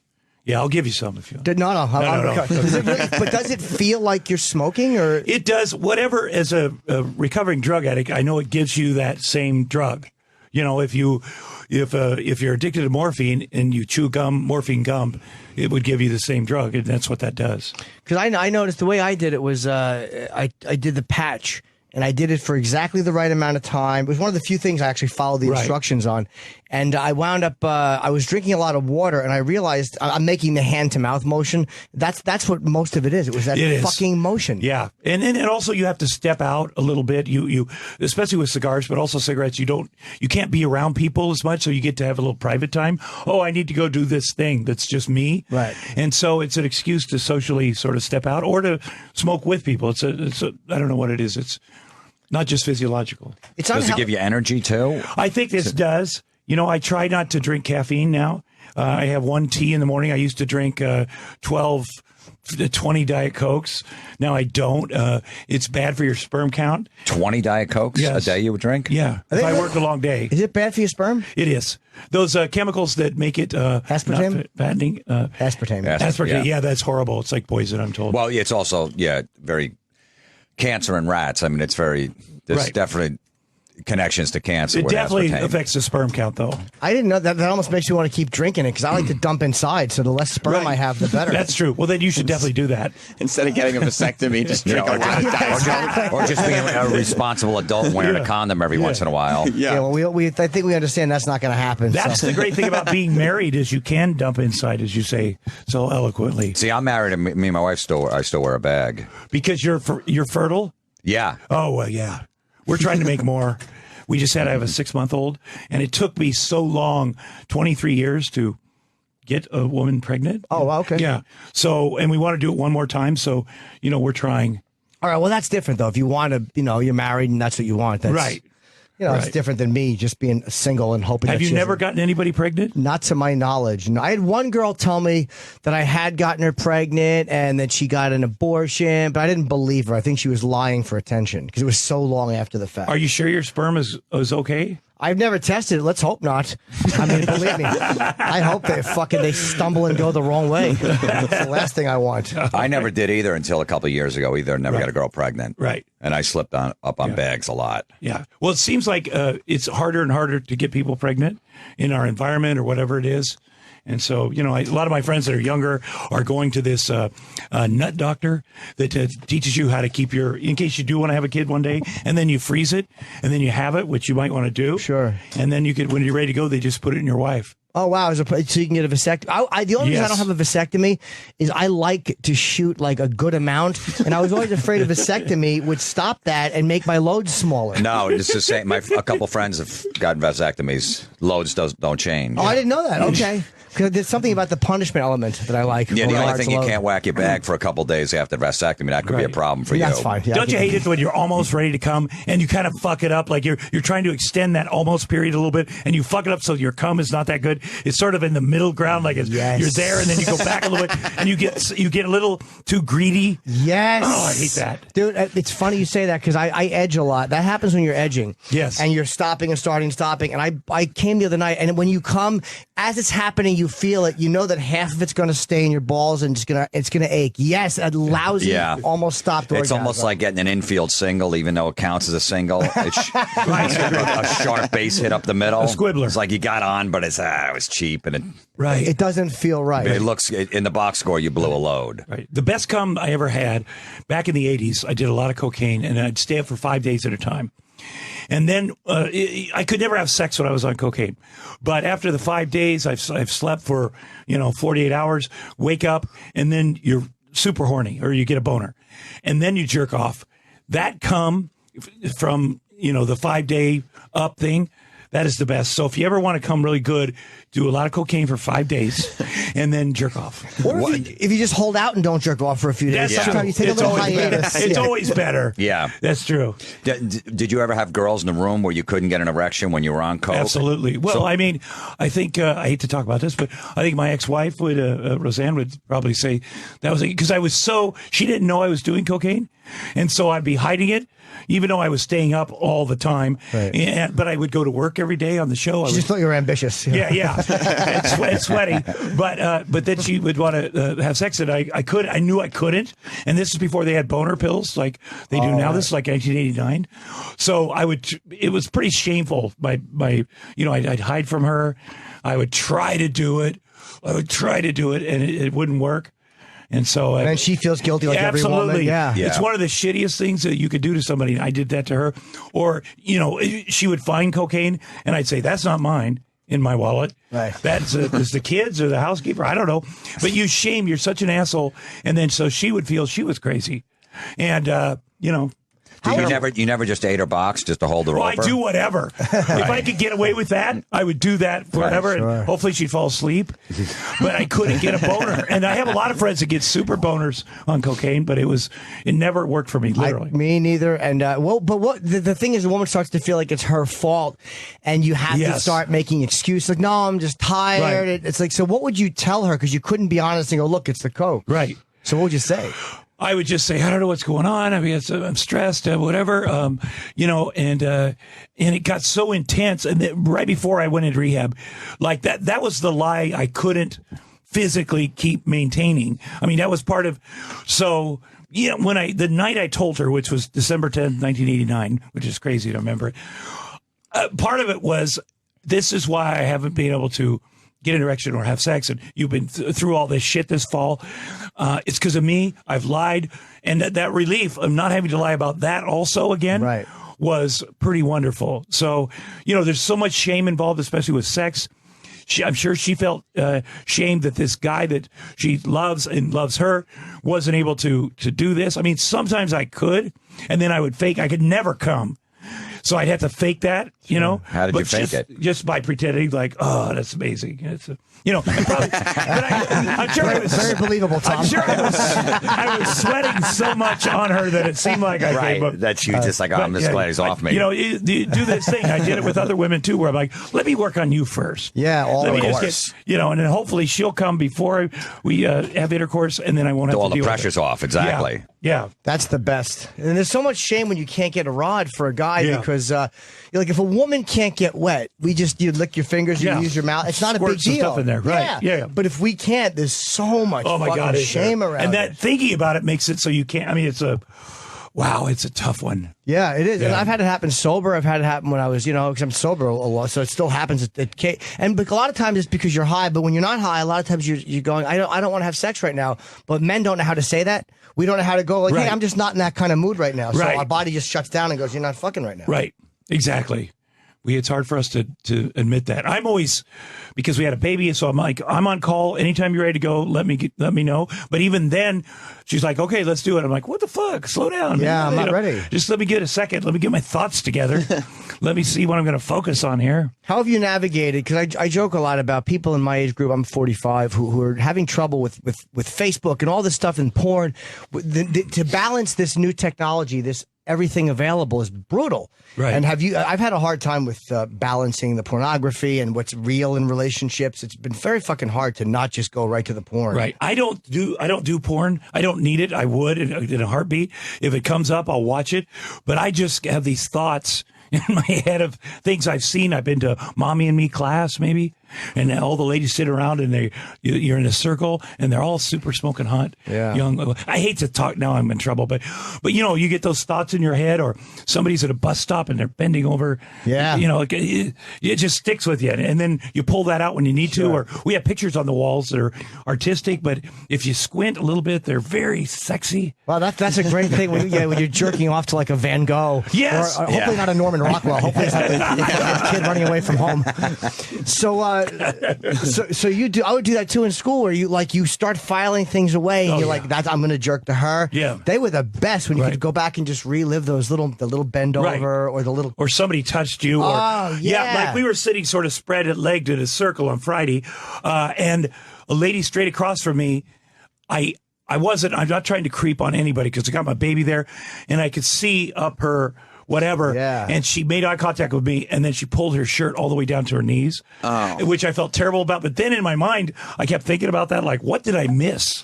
Yeah. I should have taken a great look. Those accidental, I was at the Four Seasons, and this woman came out. It was early morning, and I could tell she'd been up all night, and I made a joke because she looked kind of like still drunk.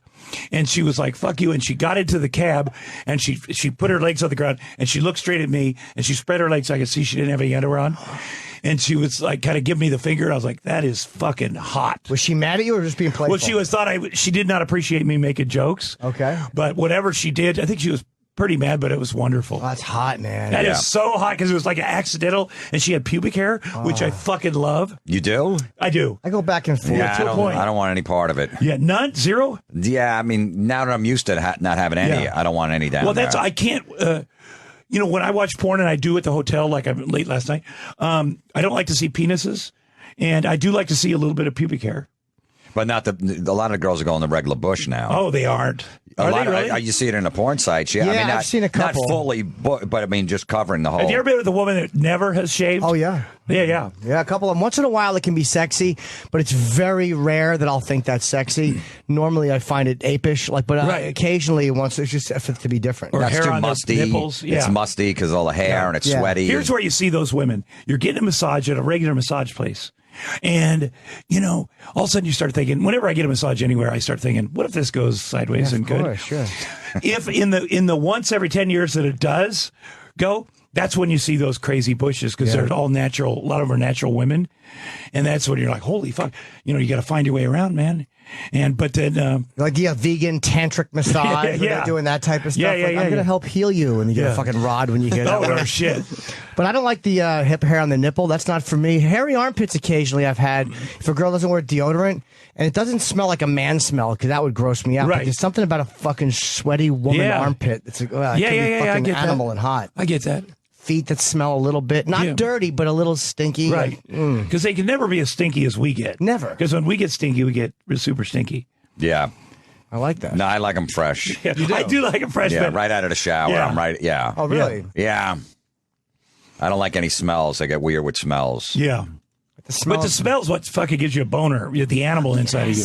Yes. No, not me. No, not you. Yeah. No, I don't like perfumes either. I hate when chicks wear a lot of perfume. Yeah. I'm not into that. But just out of the shower, just out of towel, I'm in. I just worry, do I smell? That's my main thing. I always like to be out of the shower myself.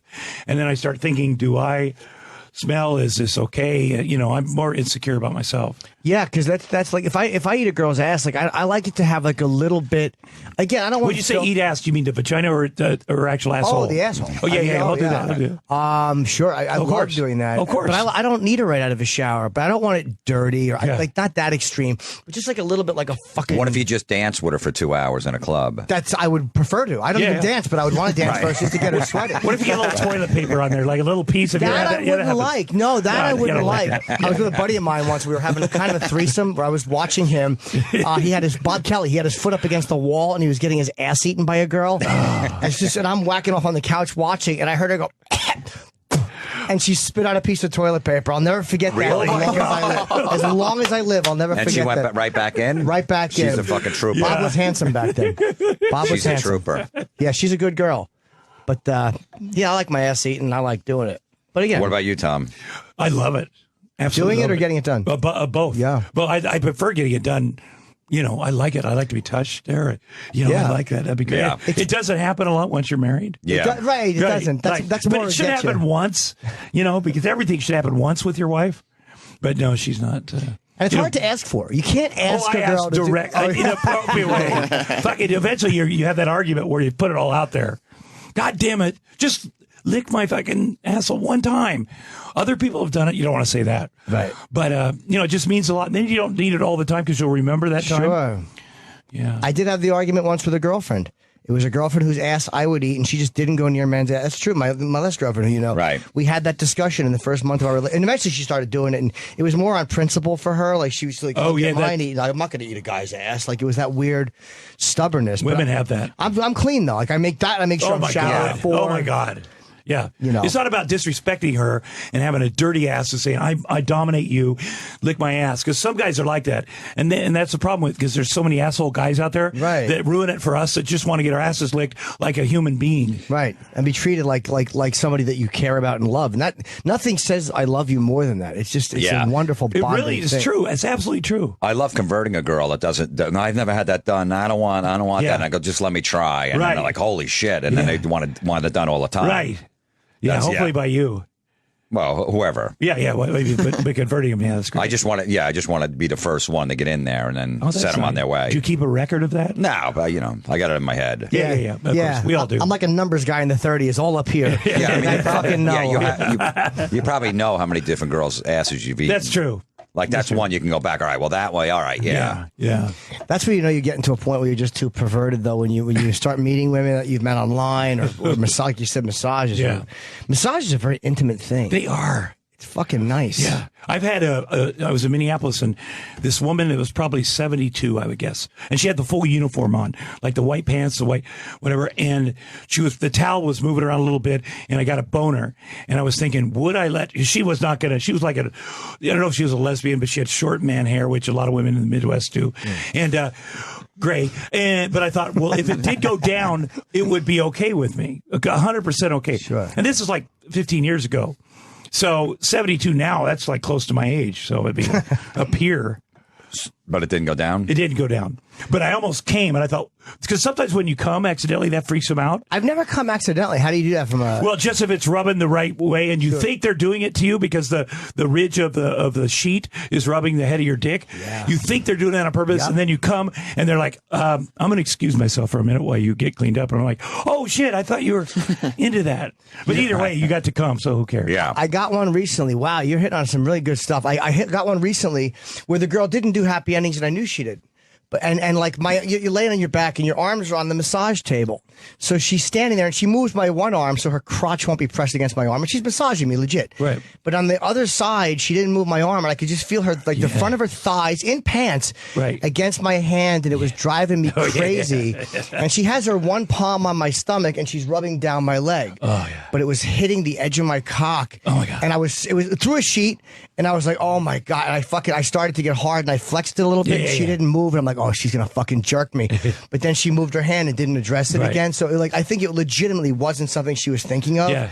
And but it turned me on so much. The inness of that happening was fucking and how much hot. I hope they know how much power they have. Oh God. Because we don't get boners intentionally to do something. Sometimes it just happens. And I've had them actually take my penis and move it to the side. Oh yeah, I like that. They've seen, yeah. Really? I'll take even that. Yeah. I hate when they negotiate when they have it in your hand. Like, all right, how much? Yeah. And they're holding it. I'm like, just fucking take my wallet. Yeah, I'll take care of you. Just fucking make I it. don't even need a massage. Because once you get jerked off, you don't need a massage. No, not at all. I've had guys that are so confident they're going to get jerked off, they do it up front, and then they sit there and get a fucking hour and a half massage. Whereas, it's always, unless you hire a person specifically for that. Sure. But you can't get a great jerk off and a great massage, I don't find. I know there's somebody somewhere, but usually they're good at one or the other. So to find someone that does both is pretty sweet, and you want to hold on to that person. I've gotten a few really good combinations. Most times, though, you're right, that does not happen. But if they move your dick to the side, if they touch your dick and move it, that is an indicator that they're going to do something. Maybe let you jerk it. A lot of times they might not. But if they touch your cock and move it, there's something really sexy about just them touching it. Oh, yeah. I had one girl, oh my God, in the Midwest years ago. She was massaging me and I had like a half a rod and she took my dick and she kind of threw it to the side. Oh, like fucking disdainfully, but I knew she was being like dirty. Right. So I told her how turned on I was and she just kept moving it out of the way angrily. Oh my fucking God, was that great. But then she wouldn't jerk me. See, I would never get it because they always thought I was a cop coming in there. For some reason, they think I look like a cop. Well, your voice and your look. So they're like, nah, even if it was a shady place, which I just went in for a regular massage, they'd always think I was a cop, so nothing ever would go down. They wouldn't even come close to me. Yeah. I love a good hand job. Yeah. It's underrated. Nothing like it. Good, slow fucking hand job, man. Oh, yeah. I watch those videos in porn once in a while. They're not bad. Like the girls who give really good hand jobs is something, I guess, because you go so full circle with fantasy and all that stuff. Although I envy you for just fantasizing. Like I envy the fact that you look and pick up real things. I think that's healthier. I don't. It just happens. I'm not out there looking intentionally, but you'll see an accident or something, like an accidental sneak peek of something, or it's not somebody's not trying to be sexy, but you find that sexy, which is I think how people end up having affairs with their maids and stuff. Yes, because there's an accidental moment. They're on the stairs, and all of a sudden something clicks in our fucking sick heads, and we're like, oh my God, I could have sex with that thing. Well, it's funny. You're friends with. It happened with Arnold, obviously, and it's happened with a lot of people that you don't know. Oh yeah, but I mean that's just an example of a guy we know is a movie star and good looking, and his maid was not beautiful. No, but my angle on that was there must have been something. Sometimes people are just perceptive, and they read your personality, and sometimes a woman who is not a model can read who you are and know what you like, and you're a type of guy that everybody thinks wants to be dominant, but like no, you want feet in your mouth, and she reads it. So a woman that can read me can fucking own me, even if she's not amazingly beautiful. Right, I agree with that 100%. Nice to be read. Every guy wants to be owned on some level, I think. I know what you want. We like that. Yeah. Yeah. And you don't want to have to lead somebody. Right. You don't want to have to tell somebody, all right, now tell me you're going to fuck somebody else. You want them just to say it. I will do that if I have to. Okay, God damn it. Here, I'll write it down. I'll type it up. Yeah, exactly. If it's your assistant, you have to type it up for yourself, okay? We'll read, we'll just read the script. Is there anything that you've tried to spring on a girl that she was like, nah, I don't, that's a little bit too bizarre? Well, I've done things with my wife where I'm like, hey, I heard that so-and-so and his wife, they did whatever, and she's like, my wife's not up for anal or the ass licking. Oh, wow. I think she's done that once. Like it was a big special thing, and I begged, and she's like, "Fuck this." But, you did, yeah. Yeah, I did beg. I mean, it became an issue. Like I was actually got tears in my eyes. Like, God damn it, I want to be totally intimate with you, and if we just do this once, it'll always be with me. So, but there's something, and there's also when somebody goes right to that the first time you're with them, you're like, that's great, but how often do you do that? Yeah, if they go right into your asshole, there's something to be said about that. Not even a finger, though? You can't even work that in the I like a little. No, could you? For her, she's not. I'm lucky if she licks my balls. I feel so blessed. Really? Oh my God, I feel so blessed. Well, I have relatively small balls and they don't sweat much, which is nice. Yes. So they don't Mine are stink. tight. Yeah, tight balls, which are my embarrassing. bag is usually pretty tight. Yeah. I think it's because I'm like so a speed nervous. bag. Well, my dad's bag is super fucking long, and I think that's going to happen to me one day, but I think because I'm a nervous person a little bit, my scrotum is pulled up. Sometimes all of a sudden I'll have a super baggy bag, and I'll kind of pull that down just to see what the fuck. There's a lot of skin there. But usually it's pretty tight, especially when I'm getting a boner. So there's not much to work. You don't have to work on that big of an area. So, it's not that there aren't secrets and creepy little things around this corner. It's all right there. Just work at it and then be done. I want nothing to do with the balls. I don't. Really? Yeah. I don't like a girl touching them. You have a lot of fucking weird shit about you. No, just give me just. Well, he has a big ball though. Jim has a gigantic. Yeah, balls. I have a huge bag. Oh, you did? Oh, It's shrunk a little though. It's almost like you look at Mark McGuire now. You're like, it's not. That's what my bag looks like now. Like there was something going on back then. We're not sure. It's a little fishy. How did he lose all that weight? But right. It's maybe a cup them or whatever. But I don't like a mouth on them. Right. Wow. Just to like the first 4 inches of my mule. Yeah. The tip down, the first 4. Oh, really? Yeah, below that, it's like paralyzed. I don't even feel it. See, I need the a bottom hand of the shaft. jerkin. I don't want any part. I just work the top. Right. So many times you got to tell a girl because she's doing on the bottom. You're like, hold on, and just show them like this. Just work the top. Oh, of course you do. We're going to be here forever. Yeah. So you like a girl just to jerk the head? Like, that would drive. For halfway up, halfway, and then up. Yeah. Yeah, that's good. Very nice. You know, and I've been in the hospital before where I've had surgery and I'm coming out of it and I feel less than human. And the first thing I think is as soon as I can jack off, I know I'm going to be okay. Sure. So, the nurses are coming in, they're giving you whatever. And then you start, looking at the nurses and you start getting a little tingle and then you reach under there and it's not working. And maybe the next day it works a little bit, but the first day I could come in the hospital, it's time to go home because I'm okay. Yeah, that is a nice thing. You masturbated in the hospital in the bed before? Oh, yeah. Yeah. What do you because you have the memory, so there's nothing on the TV you could watch. No, but the nurses come in and they wear pretty cute outfits these days, especially at UCLA. And so, but it's also part of your recovery. It's not like I'm a pervert. It's like I need to see it's all working. Sure. I'm trying to get my head working again and my nuts. You whack off every day? No. Oh, yeah, I do. Yeah. Yeah, sometimes use hand cream? Tommy, you go dry. Oil. Oil? What kind I of go oil? dry. I could go dry at any time, but I don't like cream. I like Astroglide. I find that's the best. It doesn't gum up on you. You don't need a ton of it, and it cleans off easier than KY. KY seems to stay with you. See, I don't like Astroglide because to me it always it doesn't work as well. I like Eros, EROS. It stays. It is great viscosity, to quote a car commercial. I like that. But Astroglide I've tried and it smells weird and plasticky. Right. It works for you. I mean, what is it? EROS. Eros. It's also called Pure, PJUR. I'll write it down for you. What fucking Dice turned me onto it years ago. He presented me on the road with this jerk off sleeve. It was a goof. It was a pig that you fucked. It was a masturbation sleeve and some fucking oil. And all the guys in the crew got one, and I did use mine. I was like, it's pretty fucking incredible. And I still use the oil today, 15 years later. So you carry it with you on the road? No, because of the planes now, because I don't take any of the oil with me. But I have like fucking 8 of them in my house. I love them. You should take oil. I should, because when I at the hotel last night, you have to use their lotion, and it's never as good. And never. It ruins the cum. It's never quite as good as it is with the oil that you know and love. It's a little bit weird, and sometimes you got to reboot it. Put a little more and too much, and it smells weird, perfumey. Weird. Sometimes they got that. That flimsy lotion too. Sometimes you could use conditioner if it's real thick, but you don't want that in the head of your dick. I don't care. It's horrible because there is a soapiness to it. But hair conditioner sometimes can work too in a pinch. I can't use any of that stuff, man. I can't use any other products other than pure jerk off lube. I can't do it. Or dry. I can do it dry. I can go dry. Right. You're by the way, Tom is promoting stand-up dates. We should give Tom. I do have some stand-up, which is and this is why I like Tom. But I wish every guest would just do this, just talk and be themselves. It's just so much fucking nicer than people who won't talk about it. So many people come in who have careers, and you're a very famous guy. They won't talk about anything. They won't. It's fucking awful. Well, that's why I like listening to you guys, because that's what I want to listen to. I don't want to hear people say, "Oh, I'm at Stanford and Sons in November," even though I am. Yes, you are. But the excuse is to come in here and jam with you guys on the air about whatever we're going to talk about. That's fun to me. Absolutely, people find that fast. It's one of my favorite clubs in the country. Stanford it is. Sons. It's where I started a lot. I started in the Midwest. It's a great place. So Craig Glazer.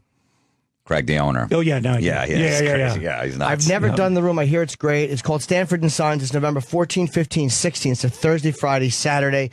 There's only one show Thursday and 2 Friday and Saturday. I never do Thursdays either, but I thought I'll give this a shot, see what it's like. See, I like a good Thursday because I always fly in Thursday to do press Friday morning. So I'm like, I can't. So you don't have to do Thursday morning press if you do a Thursday night show? No, I can't because I'm here. So I'm already doing this. Yeah. Well, I don't want to. Yeah. Anyway, I'm excited to do it. I'm also I have a movie, Zootopia. that's out. You can see it on demand or whatever. That's also why I'm going around doing interviews. Oh, okay. Jutopia.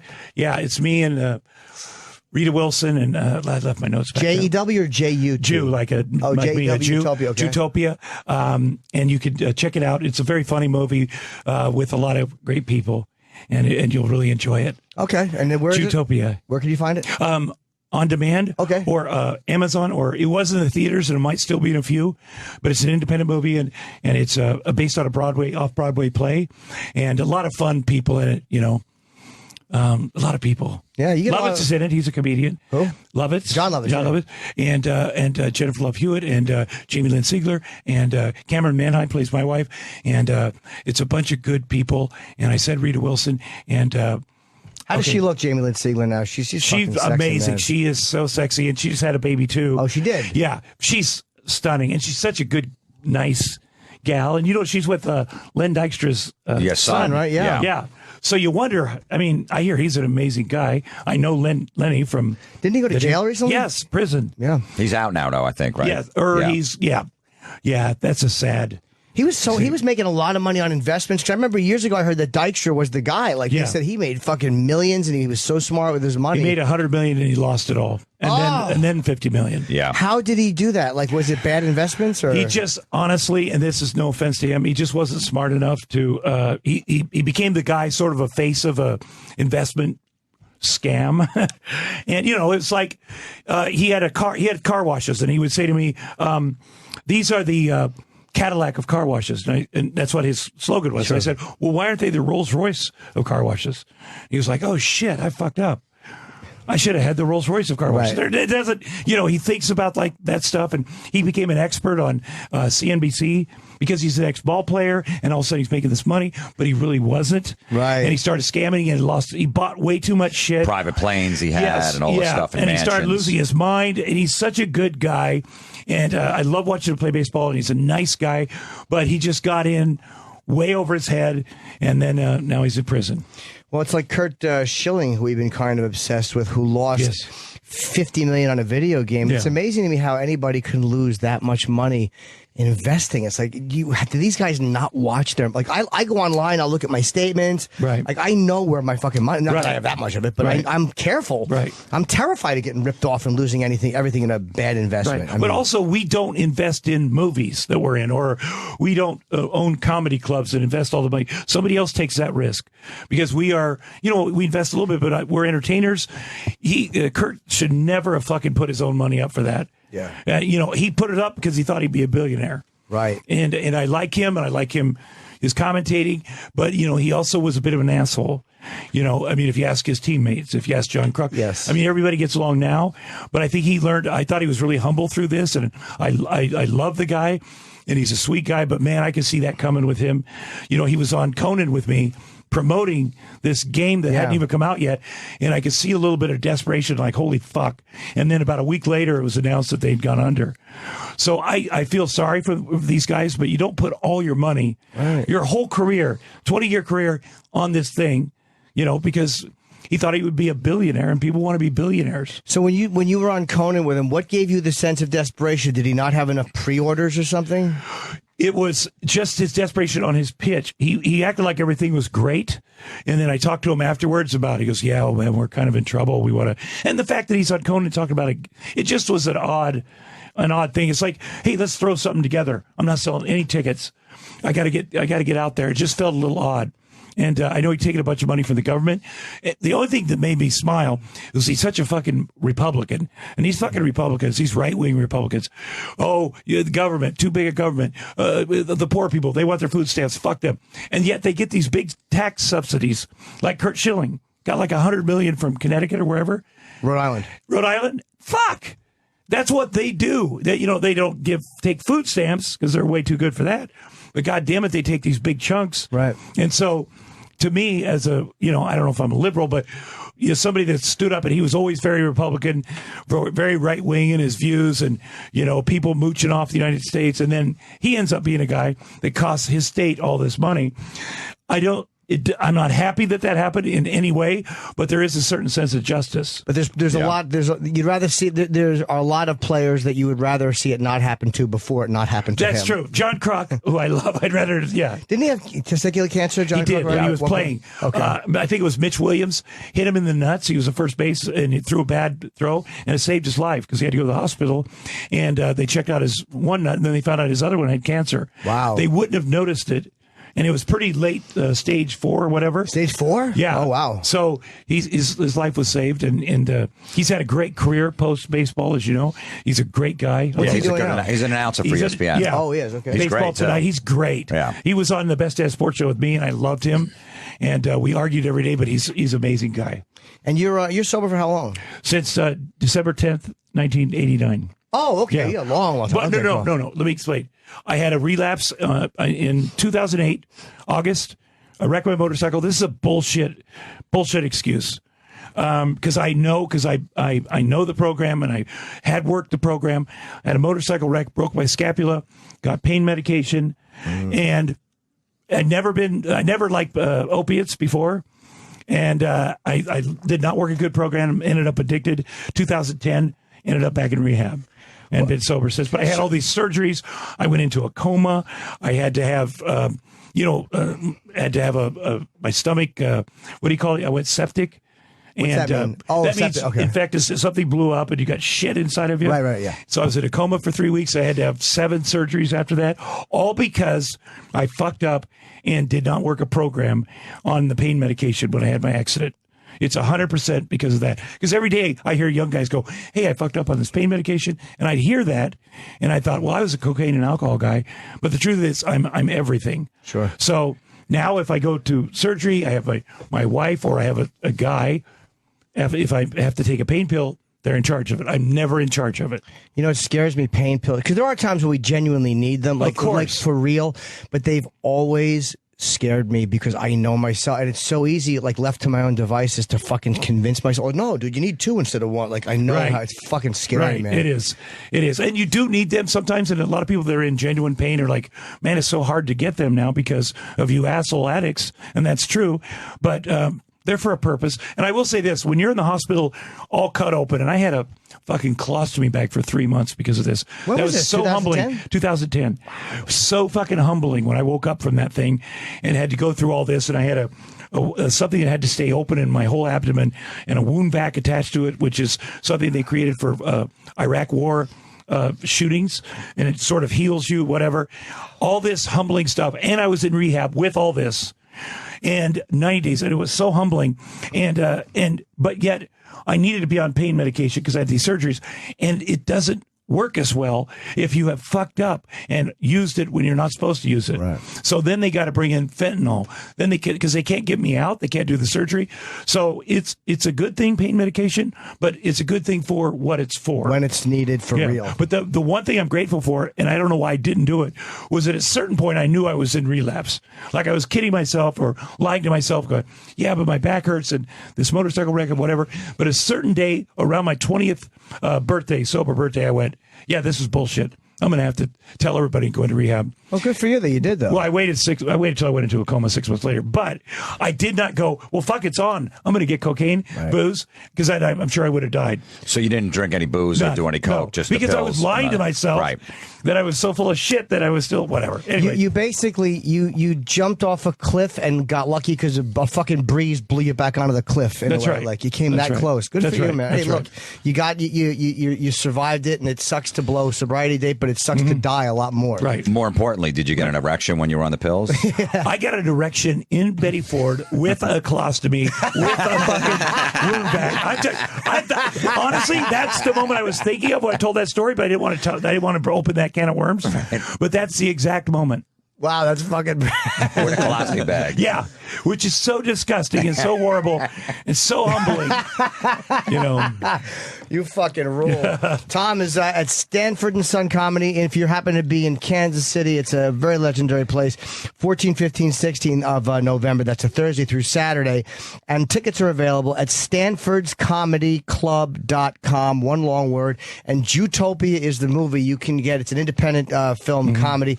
And, Jamie Lynn Sigler's in it, and Cameron Manheim, and who else? Yeah, Rita Wilson, Lovitz is in it, Jennifer Love Hewitt, etc. All right, because we have to wrap up in a second. But you were great, man. I'm so happy. You. How long are you in the city for? Just I came in late last night. You could tell by my voice, and I leave after in a couple hours. Oh, okay. Because I would love to. I'd love to hang. You're so fucking funny. You guys are so talented. Thank you, man. And I'm sure you are too. No, he's not. He's a boy. But I mean, as far as comedians and as far as I at the Montreal Comedy Festival. Yes. I was up there a few years ago, and I was having an issue.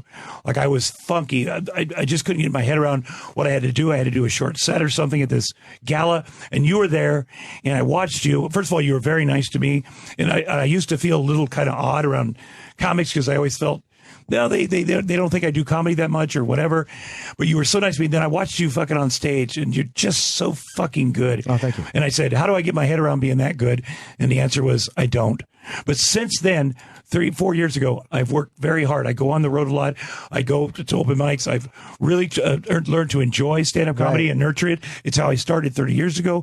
But you need to get out there and fucking suck and bust your balls. And because of watching you and seeing what you did and me eating it that night, I said, I'm going to change things. So thank you very much. No, and Tom gets great. I've done clubs where Tom was there a couple weeks before, and they always get great reviews. Yeah, it's fun. I love it. In the last couple of years, really. Tom's great, man. Did a great job. So. Well, I wish you were in the city longer, man. Again, Tom at Stanford and Sons, November 14, 15, 16. And Jim, you have a couple plugs because we'll wrap up. October 17th through 19th, Comedy Works in Montreal. New Hope Cinema, New Hope, Minnesota, October 25, 26, and Joke Factory Comedy Club, Rochester, New York, November 1st and 2nd. And my podcast is out today, Comedy Metal Midgets, Metallica's on it. You can get it at iTunes or JimFlorentine.com. Cool. And you can see me this weekend working on, like I said, I'm working on the new material, so it's cheaper tickets. Friday, Saturday at Stitches in Lancaster. And then next Friday, Saturday, October 25, 26, I'm in Rochester at the Comedy Club. And then I'm doing the Beacon Theater with Dice Clay November the 1st. It's the night after Halloween. I wish we would have thought of that when we took that gig. It's a weird night, but tickets are available for that. And Tom Arnold, thanks, man. Thank you, guys. So good seeing you. That was fucking great. Thank you very much. And hopefully Opie and Anthony will be back tomorrow, unless that whole thing just keeps going and we can't get them out of the hotel room. All right. Thanks a lot. The Opie and Anthony Show. Opie and Anthony. On Sirius XM. All right. Well, that sucked. To hear the Opie and Anthony Show 5 days a week live on satellite radio, online on your phone or tablet, or even on demand, go to SiriusXM.com. Also, interact with the Opie and Anthony Show on Twitter, @Opie Radio, @Anthony Cumia, and @Jim Norton.